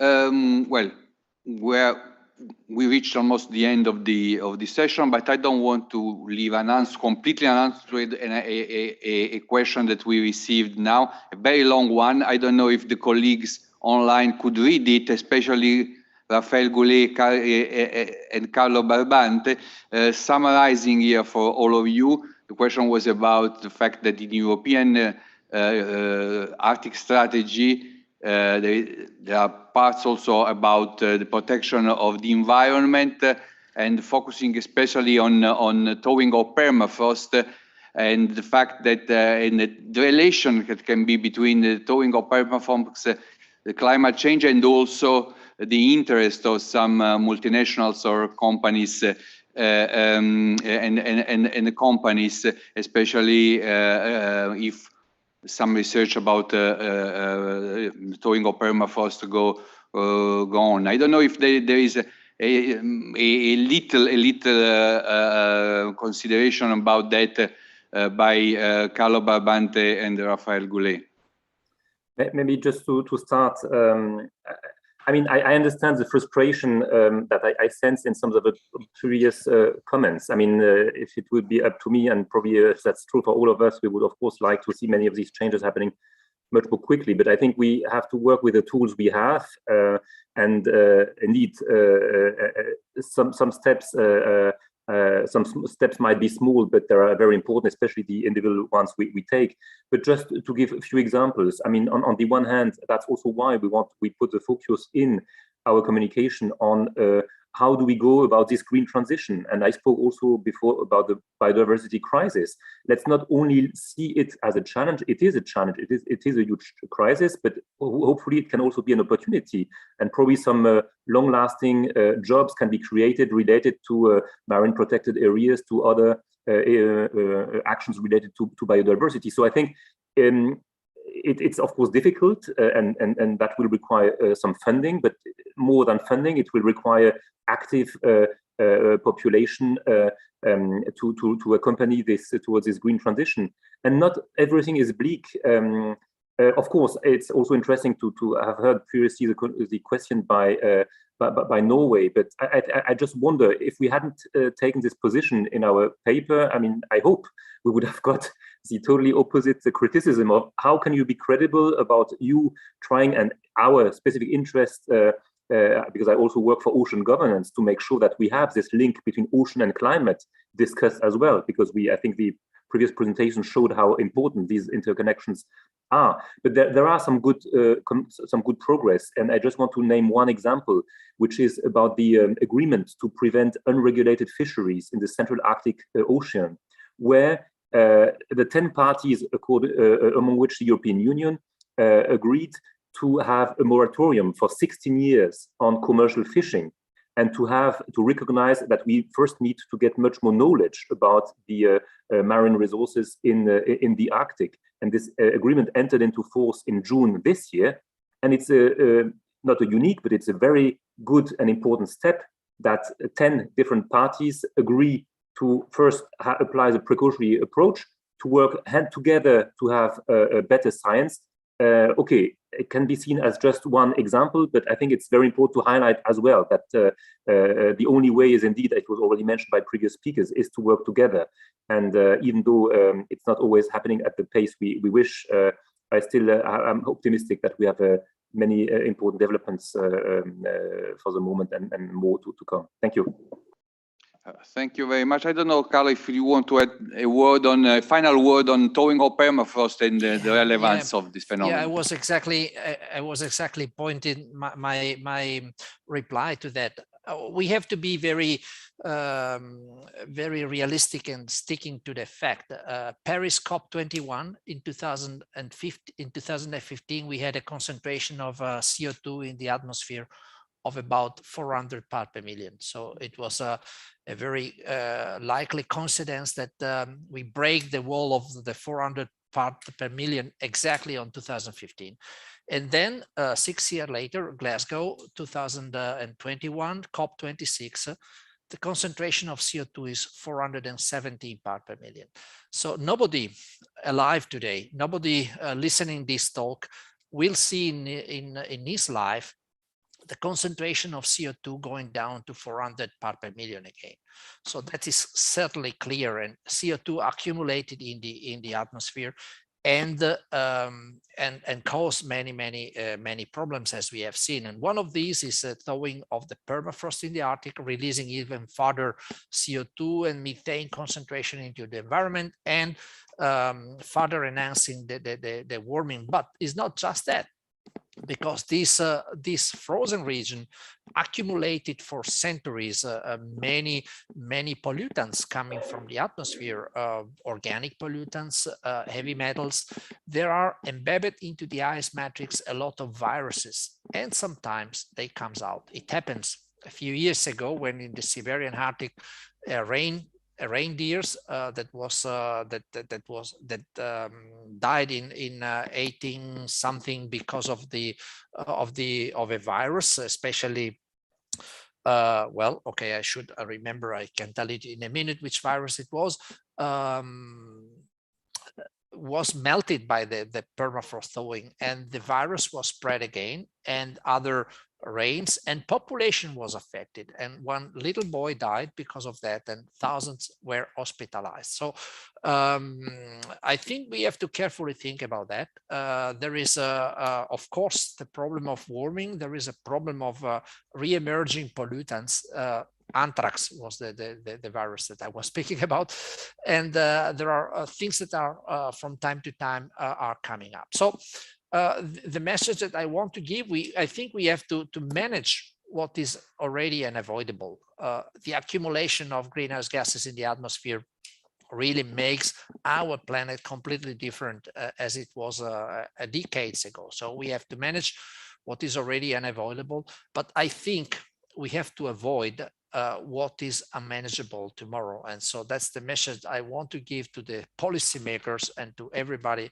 We really have to stick with the roadmaps that we are planning, because otherwise to go above 2 degrees, and already, I mean, I must say that we are quite close to go above 2 degrees, would be creating a very, very big problem into the future generations.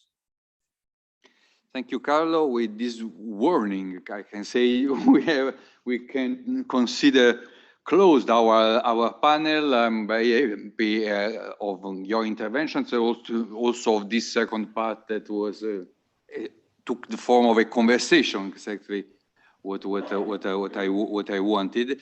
But I have to take 2 minutes more of your time, because my name in the program was linked not only with the moderation of this panel, but also with general conclusions. And if I can, just 3 or 4 points. The first is that exactly what Carlos said indicates that we need a 4th edition of Arctic Connection. So the format, I think, works very well. This Italian-Norwegian friendship and collaboration is very useful. So thanks to the University, the Embassy of Norway, COI, of course, and maybe we need to go on. I say it also in my capacity of special envoy for the Arctic of the Ministry of Foreign Affairs. About the content, of course, we can say the Arctic not only can be, but has to be a hotspot for contrasting climate change, energy transition, sustainable development. That has been confirmed of all our works. And also the importance of youth involvement. And when I say involvement, it's involvement in the decision process, not only listening to, not only discussing with youth, but also their concrete involvement, because involvement in decision process means also responsibility, means balancing interests, means compromise, means going on in real life and not only in theory and ideas. That what I think it's important for young people. And another point, if I can summarize, is the importance of cooperation. What means cooperation? It is the involvement really of all the levels and all the actors, governments, international organizations, local communities, scientists, civil society, and that's the companies. And we had also these actors in Arctic Connections. So it's a contribution to the dialogue between different levels of involvement on climate change, on sustainable development, especially referred to the Arctic. Then I want to underline some iconic sentences that I heard during this symposium. We know, of course, what happens in the Arctic does stay in the Arctic, or Arctic is global and local. But I added to my book a little list of iconic sentences. The Arctic is not a museum, and nothing about us without us. You know? And I say because these 2 sentences, I think, are very important, and they summarize very well the spirit of our works and of our dialogue. The Arctic is not a museum, so people living there that have to be considered first, and this is closely linked to nothing about us without us. But it is not only a warning to us, non-Arctic people or non-Arctic friends, but also for you, because of course this means that the first responsibility is yours of taking the actions, of making proposals, of acting really first as Arctic states, as Arctic people. And I can conclude saying that we, as Italy, is ready to continue supporting you. Thank you very much, and maybe see you next time.